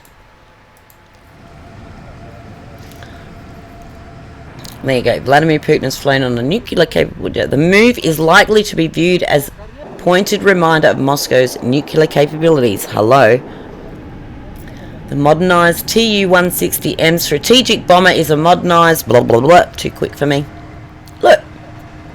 Does he look like he's about to die of a heart attack or drop dead from cancer? 30 minutes. Pretty good ride. Oh, he's got the stick, folks. Now, okay, this is Vladimir Putin coming down the steps from a freaking airport, from an army fighter, a jet fighter. Could Joe Biden do that? Tell me that is not case closed. Joe Biden is the biggest loser on earth. He should not be the president. The election was stolen. That's all I've got to say about the subject. Joe Biden is a loser. There is no way you can tell me that anybody can deny the fact that Joe Biden would never, ever be able to complete that dismount. Never in a million years. I'm sorry if I offend anybody. I'm sorry if you start labelling me some right-wing extremist. I don't really give a shit anymore. There's not enough important people watching me to take note of what I'm saying, okay? So I'm just going to fucking say it. Joe Biden is a loose cannon. He is going to explode all over your country and you will have no fucking way out of it. Just like if we continue to let our dumb-ass politicians do what they're doing to our beautiful country here. One solace we have, and that is to be surrounded by ocean. But if we're not careful, we're going to lose the ability to call that a privilege and to call that our solace, because they are finding ways. I'm telling you, those people did not cross the Darien Gap. Those Chinese illegals did not cross the Darien Gap. They were jetted into Mexico and they were Ubered to the border. Mark my words. These people are after everything you have, and if you keep ignoring it, they're going to take it. Okay. Ngoran. Now, I was not surprised that he denied the stay for the enforcement of Trump's $365 gazillion payment fine after Letitia James made up an entire case against him and really has no victim here. This is literally a victimless crime.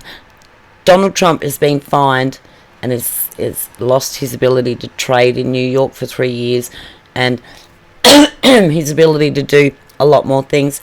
They're even trying to take away his ability to sell property to pay the fine, which, God help us if the Supreme Court doesn't take this up, and God help anybody that wants to start a business in New York, because despite what Governor Whitmer said to you, Hochul has said to you, that it's just Trump, we're just going after Trump, that in itself has got to tell you something. If it doesn't tell you something, despite what she says, mark my words, if you go out and you behave such as I behave, such as Trump behaves, such as a lot of my friends behave, and show off your conservative values, this will happen to you. Will happen to you whether you have a business that earns $100,000 a year or $100 million a year. They want your ass. Judge Arthur Engoron denies Trump's move to stall enforcement of the $355 million fraud trial after Letitia James threatened to seize his buildings if he doesn't pay. So this is what he wanted to stay so that she couldn't enforce this ridiculousness. She's saying, oh, if you don't start paying your bills, Trumpy, I'm going to start taking your Trump Towers. I'm going to start knocking for sale signs in the ground in front of the Fifth Avenue or Manhattan where the Trump Towers is. So you better do as you're told, Mr. Trump. Judge Arthur Engoron has rejected a move by Donald Trump's lawyers to forestall enforcement of the $355 million he ordered Trump must pay after his fraud trial. It came after New York AG Letitia James threatened to go to court to seize his assets if he doesn't pay the fine within the required 30 days. Trump lawyer Alina Harbour, we have questions about her as well, said Trump was prepared. Well, I've mentioned this before to others. Why, if you're so prepared, Alina, didn't you have the appeal papers already written up the day before you knew that the court was going to give its response? I would have, it's easy to do a Word document and then fill in the blanks as soon as you know them. So we have questions about Alina Harbour. Sorry, Alina, you're gorgeous, you're lovely, you're perfect, but yeah, we dispute the fact that you may be enjoying yourself a little bit too much. There you go, Elle, I said it. Trump lawyers sought to stay the fine from going into effect to allow for an orderly post-judgment process. Fair enough. He deserves that, at least, for God's sake. Not in their eyes. While Trump and his advisors huddle over how to raise the eye-popping sum or figure out how to pay a bond. So he wanted 30 days to figure out, okay, can I at least pay a deposit towards it so that they can see that I'm actively doing what they want me to do, as he has done in every situation for everything, including the documents. And so they are denying him this 30 days to figure out how this is going to work. But Engoron, who issued a blistering ruling on Friday where he said, Trump's refusal to admit mistakes borders on pathological, and he was unpersuaded. You have failed to explain, much less justify, on any basis for a stay, Engoron wrote. In an email that was posted to the court docket, I am confident that the appellate court division will protect your appellate rights, insinuating that he doesn't have any rights because the be-all and end-all is Judge Engoron. So, now, this guy, this guy, I hate this guy. He's so ugly. He's the smirk. The first day we all saw him, smirking at the court. Oh, yeah, I'll take my glasses off, brush my hair, Whoop, a bit of a dandruff there on the old judicial robes. Naked selfies to the young secretary he was banging on the defence team, apparently. Just rumours, not my words. Look it up.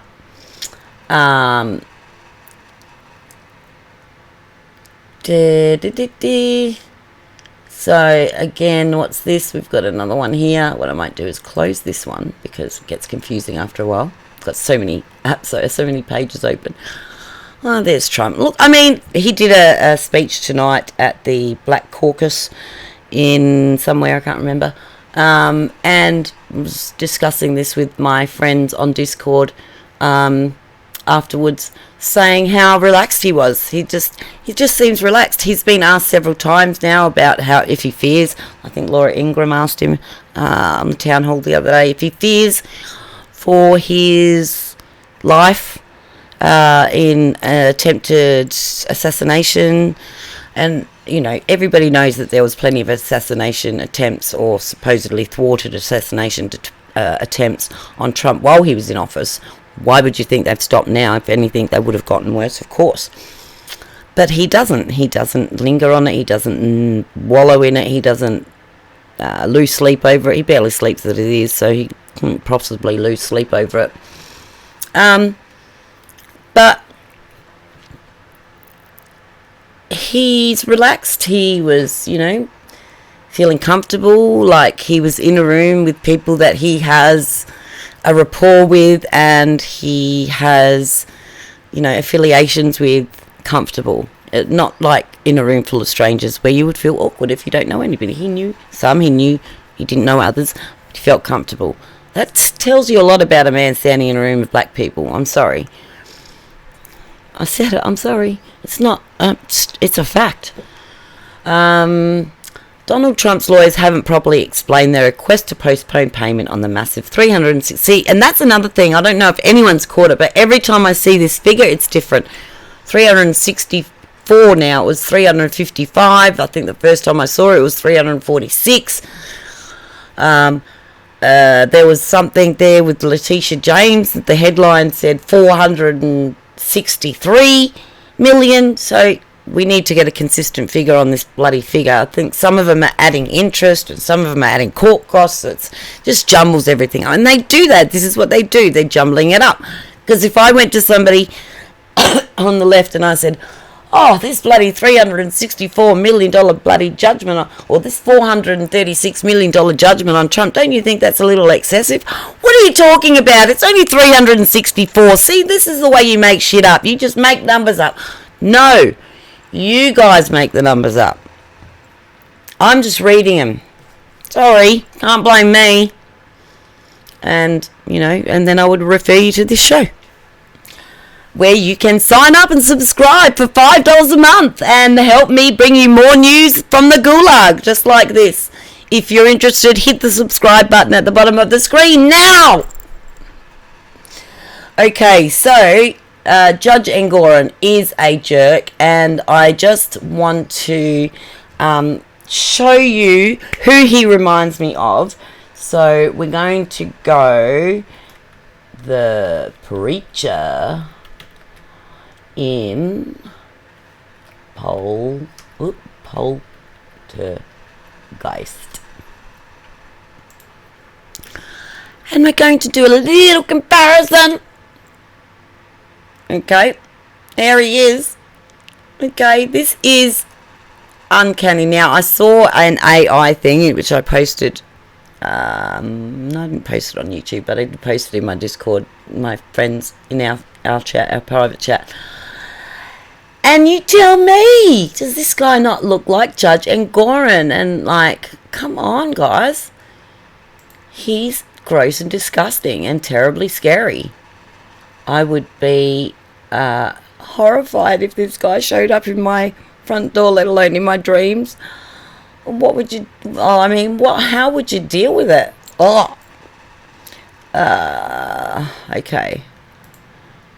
So if you don't remember, if anybody hasn't watched Poltergeist 2, they had escaped the house in Cuesta Verde. They had moved because the mother's mother died, the grandmother died, and Jo Beth, what's her last name? I can't think.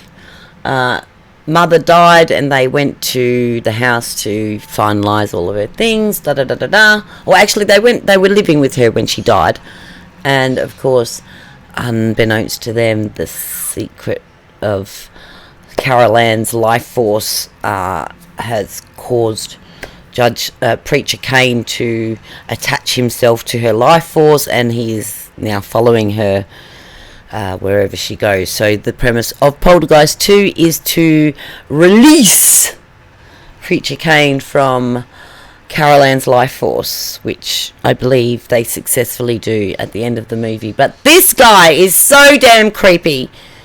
And I don't know if anybody actually knows this little side bit. The gentleman that portrayed Preacher Kane was actually dying of cancer at the time of filming this movie. So he was literally terminally ill at the point of filming this movie and died before the movie was actually premiered. So he didn't actually get to see his own performance because it was his final performance. He knew he was doing it, but he knew he was dying, but he wanted this part.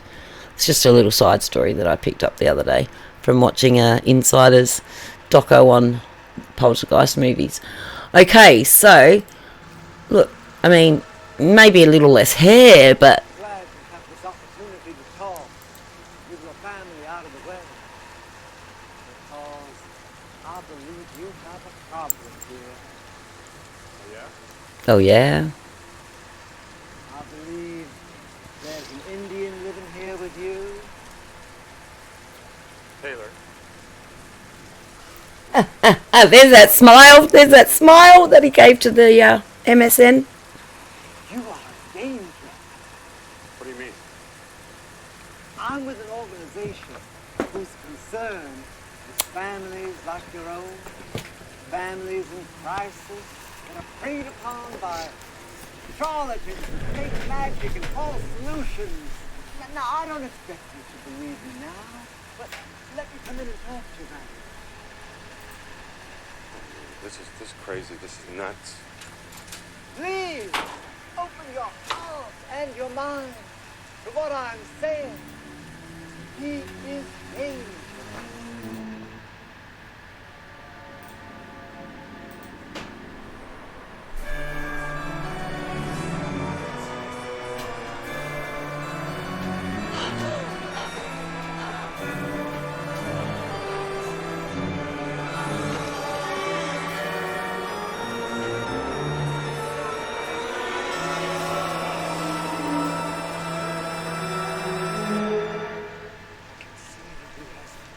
Strong hold on this house. Who your wife and children turn to with their problems. They turn to him. Why don't they? They don't trust him anymore. Is that you're not man enough. Hold this family together. You're not man enough. You're not man enough, Joe. Cause We need Engoran to make sure Trump goes to jail so that you can pretend to be man enough. He's your friend. In death.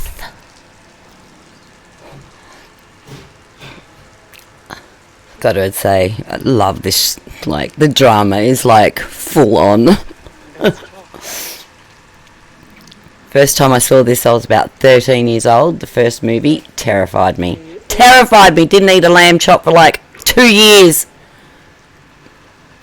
let me in.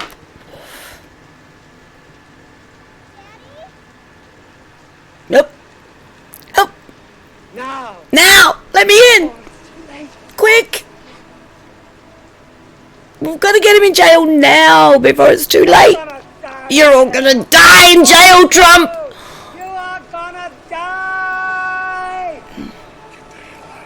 Get the hell out of here! You son of a bitch. Sorry to see. Still unconvinced. I'm gonna have to rain down on you! Pleasure visiting you.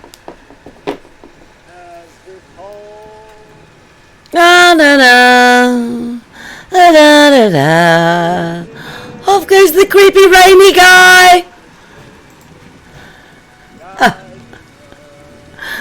Bye bye, creepy rainy guy. And that is that. Oh god, I didn't have it switched over. You couldn't see a thing. My bad. Sorry, but you can hear it. I'm sure you can hear it because the volume is on. And creepy rainy guy, I'm just going to show you the screenshot because we're not going to listen to it again. We're going to just show you the creepy rainy guy. Big time. Close up for a second so you can see his face so that I can say that you saw his face. Okay. There he is.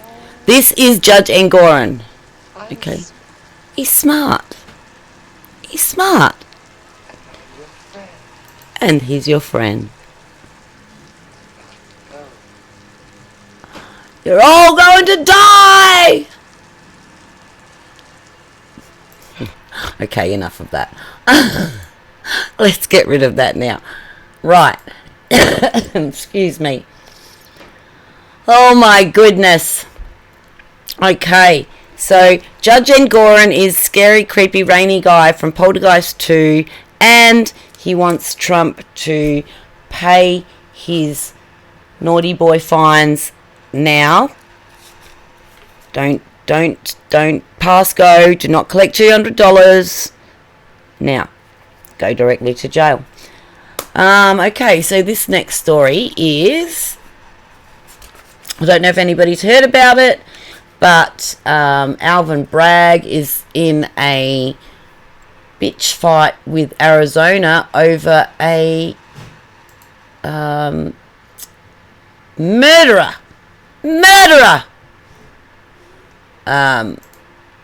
Probably a murderer that he allowed to go and escape to Arizona because that's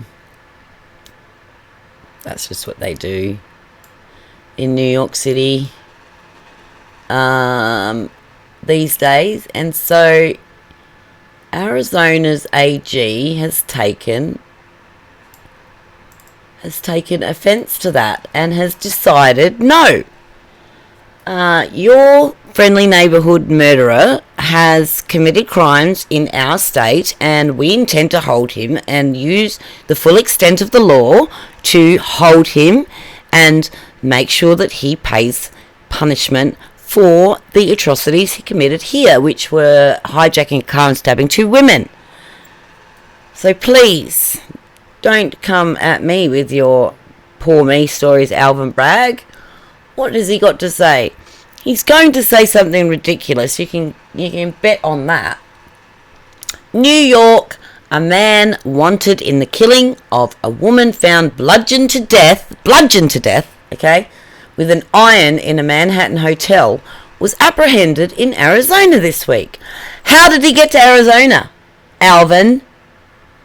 But in a legal twist, Arizona officials are balking at sending him to New York to answer to authorities. Well, duh. The top prosecutor in Maricopa County has said the suspect must first answer to his alleged crimes in Arizona, which include the stabbings of 2 women. Rachel Mitchell, a Republican, criticized the progressive policies of Manhattan's top prosecutor Alvin Bragg, who is a Democrat, and suggested his record on crime is reason enough for denying the court's extradition request. I mean, you judge. You have a look at New York's recent history and tell me whether you would trust Alvin Bragg to put the guy behind bars, or let alone him even see inside of a courtroom as part of judgment on this heinous murder that he committed in a hotel room in Manhattan. So, you know, as far as I'm concerned, they're leaving this. They're leaving. Alvin Bragg is now, I don't know whether it's a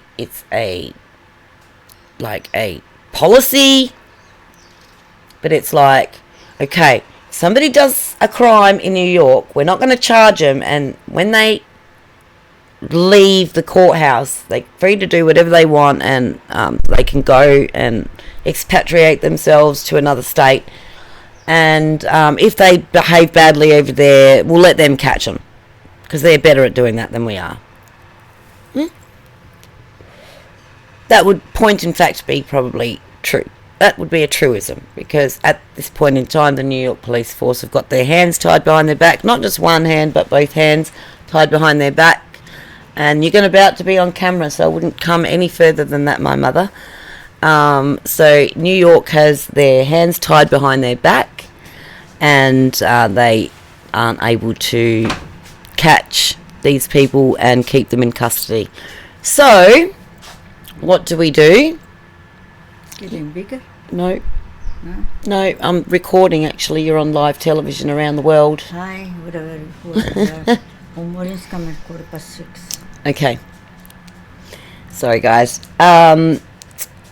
Yes, they are ineffectual at catching criminals, and let alone keeping them in jail or behind bars so that they do not hurt or commit any more crimes against the people of New York.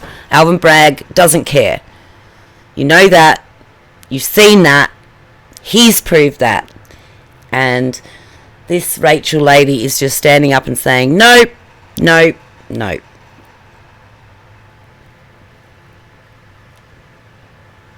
You want to let him get away with murder in New York City? Hey, folks, it's up to you. You guys chose your politicians, and then they chose your DAs and AGs and all of that stuff, right? She's saying no. I'm saying, you go, girl. You freaking go. Because this has to stop. All of this has to stop. This catch and release crap that goes on at the border, it goes on at the courthouse. The only people that are getting caught and not released are Conservatives and J6 attendees. It's just horrendous. It's really horrendous, guys. So you've got to understand where she's coming from, understand where the people in Arizona are coming from. Thank Christ they've got a AG who is Republican, yes, Conservative, yes, even though they've got that atrocious Katie Hobbs as the governor. She's standing her ground. I say go for it. I say go for it, Rachel. And in saying that, I think we'll get quickly on to the next story, which was basically Fani Willis. Of course, we can't have a show without mentioning Fani Willis at the moment. Everything is just so ridiculous that's going on with her. Now they've found that that special prosecutor Wade had donated almost $5,000 to her election campaign when she ran on getting Trump.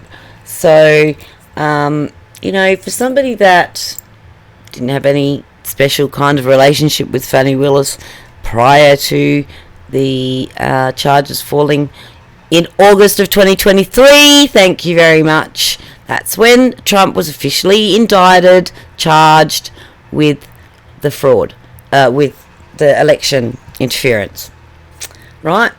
And another thing on that, I'm sitting back. The first thing that crossed my mind when all of this happened was wondering how Jenna Ellis and all of those idiots that ran scared and pled guilty at the first drop of a hat, the first offer of a deal.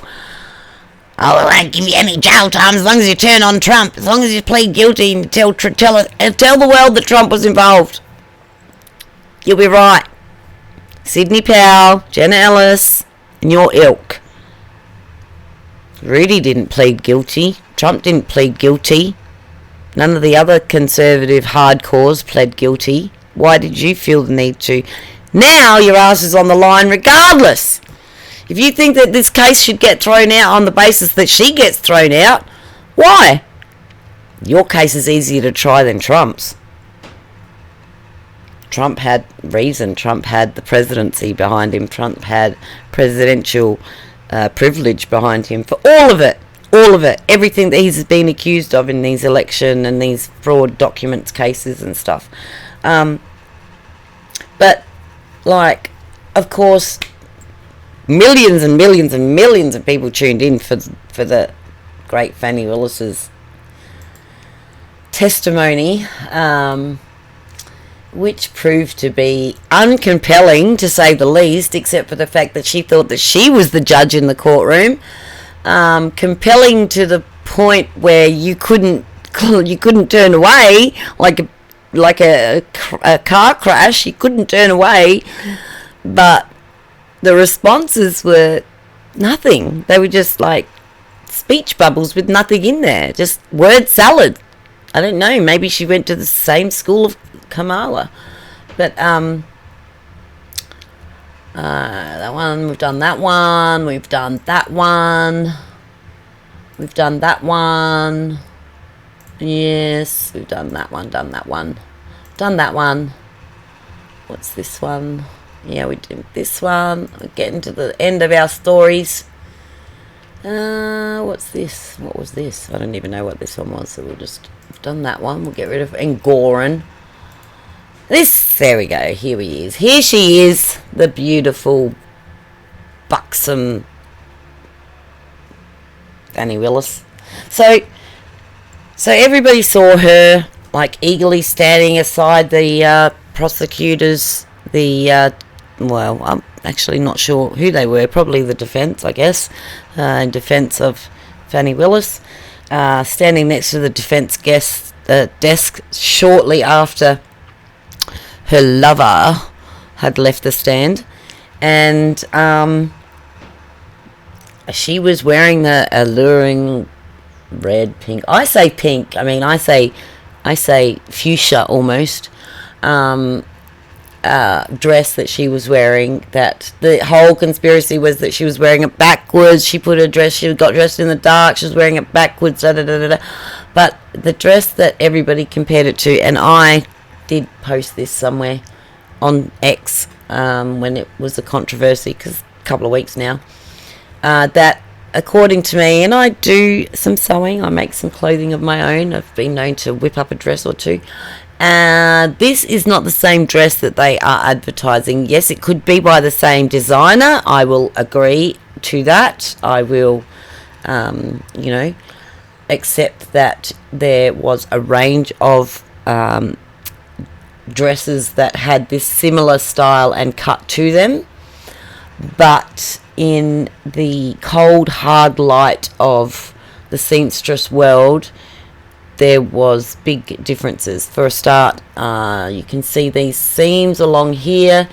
They were non-existent on the dress that it was being compared to. These seams here went all the way up to the sleeve seam, so there was no shoulder patch almost seam there. And as you will see when we start this video, she has a split at the back. She's got the peekaboo split at the back, because these A-line dresses, if you're a man that likes to dress as a woman, here's some advice: don't wear too tight a skirt unless you have a peekaboo split in it, because you'll fall on your face, because you'll be like the little Japanese women that wear the kimonos, and their legs are bound. They can only walk a certain distance, and then okay. So she had the peekaboo split at the back. If she was wearing the dress, the peekaboo split would not have been sewn that way. It would not have had the bias stitching across the angular stitching across the zip, across the split there. And it would have been an invisible split, a peekaboo split at the front, as was the zipper that appears on this dress. So that's just a little tip from me, from somebody who, is a little bit attentive to the sewing side of things. and they are the differences that I see. So it is quite possibly not viable that she wore her dress backwards, but that she just wore a different style of the dress that was purchased probably by your taxpayers' money from the same designer. So let's lay that one to rest. But one thing she did forget, okay, she didn't really give that dress she didn't enable anyone to give that dress a banging review on her body. Okay, and I'll play this and you'll see why. And yes, I'm a girl, I'm a bitch, I see these things. I'm sorry, does my bum look fat in this? Yes. Okay, so we are going to... Sorry, Your Honor, I don't know. This You asked a question. but Yes. you don't need to hear all of the rigmarole, but we're going to just zoom it forward to get to where she eagerly walks in. Yeah, we've got the lover, we've got out to lunch, then we've got the partner. Okay, where is it? No, this is... What's this? Do we have any? I'm sure Fanny came on after the lover. That's Daddy. Is this the second day? This must be the second day.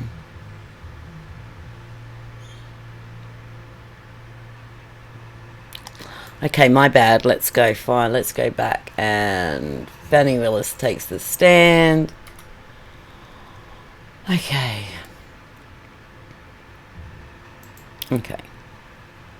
Maybe this one's better. Nope, she's already on the stand. We can't have that one. Let's go back.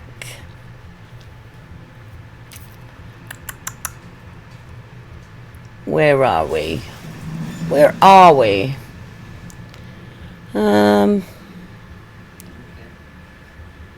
These ones. Okay, let's try this one here because it looks like she's being sworn in, hopefully. It's from the beginning. Oh. Nope, this one looks like day 2. Hey pal, I'm almost finished. Got a few stories left to go, but I'm just trying to figure out what I did with this story. Talking to my husband, guys. You've seen him before on the panel chat. You'll see him tomorrow on the panel chat.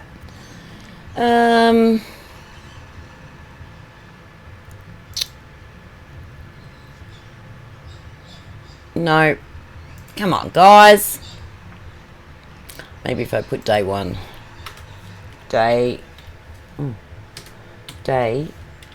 1.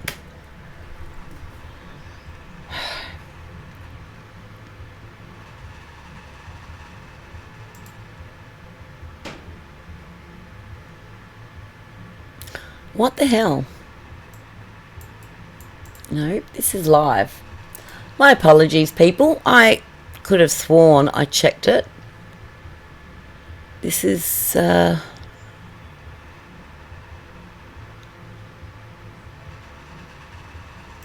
let's try this one. It's a bit longer. Maybe it's this one. What? Okay. What's this? No, that's only 7 minutes.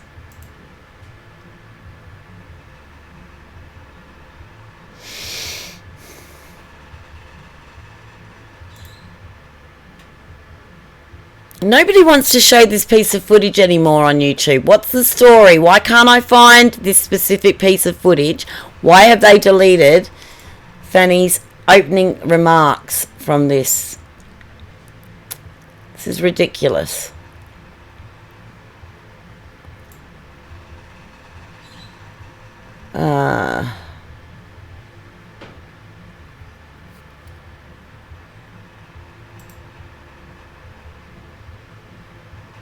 Nope. Live. What's this live? How can it be live? It happened a week and a half ago. Unbelievable.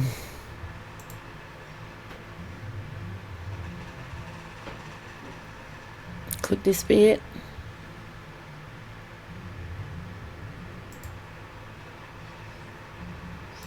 Oh, for goodness sake. Let's start again.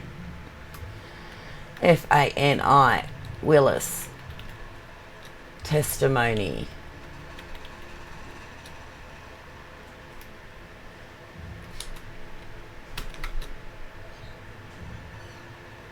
Trump. No.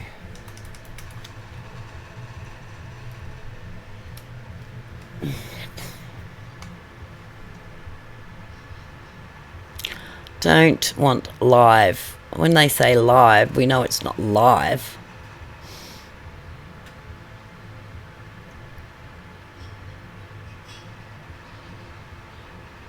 It's very annoying.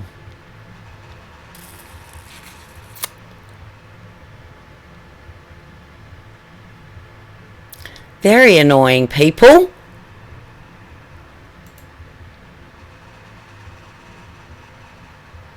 Okay, let's try something else.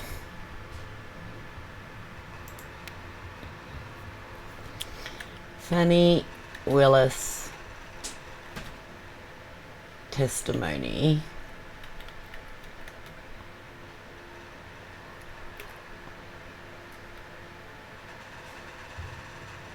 Now,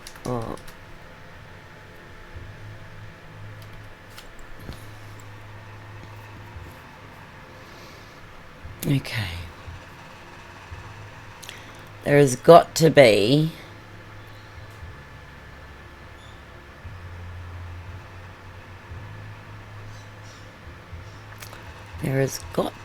some BBC or CNN or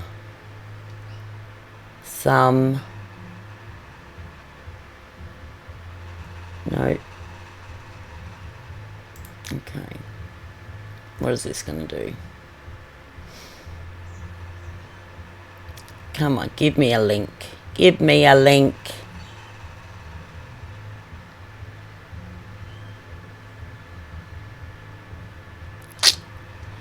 Not happening, not happening. Anyway, if I can't find it, I apologise, but I'm telling you, this woman forgot her Spanx, her Skims, and her fucking manners this day.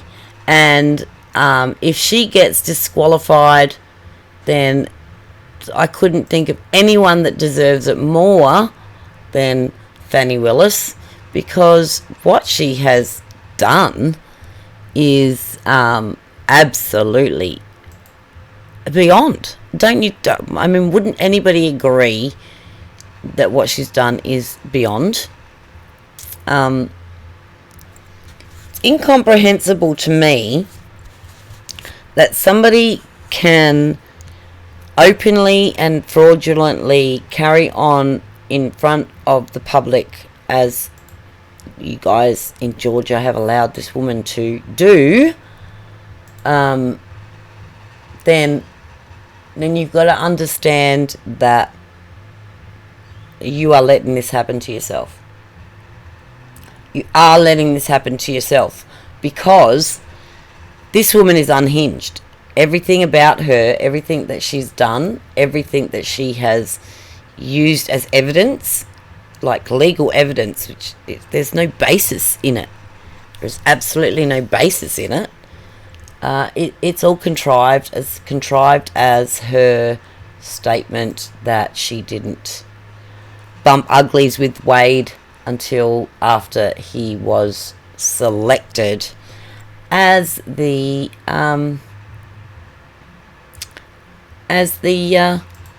special prosecutor. So, you know, if you ask me, the whole thing was a setup from the beginning. No, they have. Okay, tell me if I'm wrong, but I cannot find a skerrick of video footage from the moment Fani Willis, as I described, was standing by the desks and walked into the seat, walked to the seat. So, nope.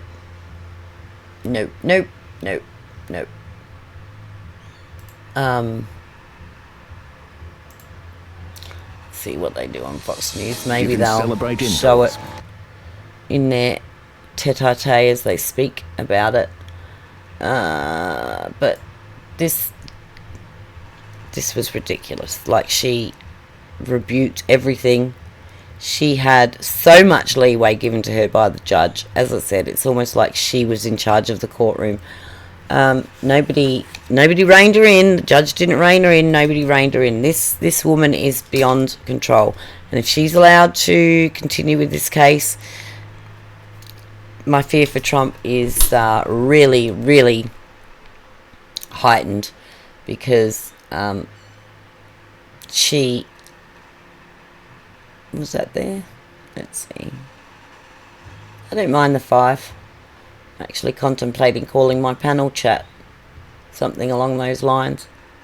Oh, here we go. Look. Okay. There we go. Look. So if you see this, let's go back. You'll see. Pause. Oh. Okay, right there. Look, see, forgot her Spanx, forgot her Skims, whatever it is. She did not flatter that dress in any way, shape, or form. And you know, it's pretty sad that as a woman I'm speaking like this about another woman, but she thinks she's all that, and she will tell you she thinks she's all that. She has. She does not flatter that dress. That's really all I have to say about it. Everyone else has seen the testimony. Everybody knows she lied out of her lumpy butt. And yes, your bum does look fat in that dress, Fanny. So thank you very much for the fashion show. But let's move along to the next story, because we have been on here for a really long time, and actually we are probably almost on the last story. I think there was another couple of things that I wanted to talk about. Obviously the AI thing. I mean, we all saw that. We all saw what happened with the AI. Let's jump out of here now. Okay, we all saw what happened with the AI and the lamestream media trying to cover for it, you know. But when what is it, Google's Gemini, I believe it's called, starts answering questions like, show us a picture of our founding fathers, or Franklin, I think it might have been, or one of them, not Franklin, the other one, the third president, and you get a black man in a blue rebellion US Confederate Army uniform, you know something's wrong with that shit. You just know something's wrong with that shit, because you would have to be Blind Freddy or Helen Keller to not know. Actually, Helen Keller's probably the best option, because Blind Freddy at least could hear that President Washington was white, didn't even have to see the pictures. Helen Keller had no choice. Helen Keller would be the only one on earth that might possibly believe that George Washington was a Negro man, or no, sorry, not George Washington again, I make a mistake, was a Negro man, that any of the founding fathers were Negroes, and yeah, it's just a total lot of crap. They said it's a glitch, but we all agree that we think it's a feature. They're trying to indoctrinate us into this world where colour doesn't exist, and if colour doesn't exist, everybody must be black, because black is not a colour. Well, heads up people, neither is white. Black and white are not colours. They are not on the spectrum of colours, so to speak. So get your facts straight. One world order, globalism, all of it. It's going to kill us all. They want to kill us all. They've told us they need to depopulate. They are going to try doing it now, because we are rearing our ugly heads in displeasure, and everybody wants to see the end of us complaining bitches. And probably a good way to end the show, because this complaining bitch has been on here all afternoon and I've got visitors coming around shortly, so I have to get off. And just as I said, tomorrow, stay tuned. We are getting our panel chat happening. Hopefully around about the same time this one started today, so maybe if we can get it a little bit earlier, just depends. Depends on the warmth of the day too, because we do work in a tin can out here and it becomes pretty swelteringly hot.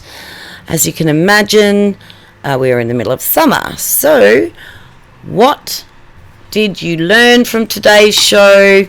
Hopefully you learnt to not just look at what's in front of you, pull away all the fancy wrappings and all the paper and all the pretty bows and bells and whistles, and just take a couple of steps deeper into the story and find out if what they're telling you, what they're portraying to you, is the truth. Because it seems to me that everything that you see, hear or read is meant to confuse you, belie your lying eyes, your human nature, and your gut and ephemeral instincts of saying something just does not feel right here, guys. And it is absolutely 100 billion% your prerogative to ask the question. Tucker did it, got lambasted for it. Hey, he still outpaces a Biden speech 500 to 1. Corinne Jean-Pierre, 10,000 to 1. Okay? So, just remember, guys, stay alert, stay frosty, or I'll see you in the gulag. Bye for now. MAGA out.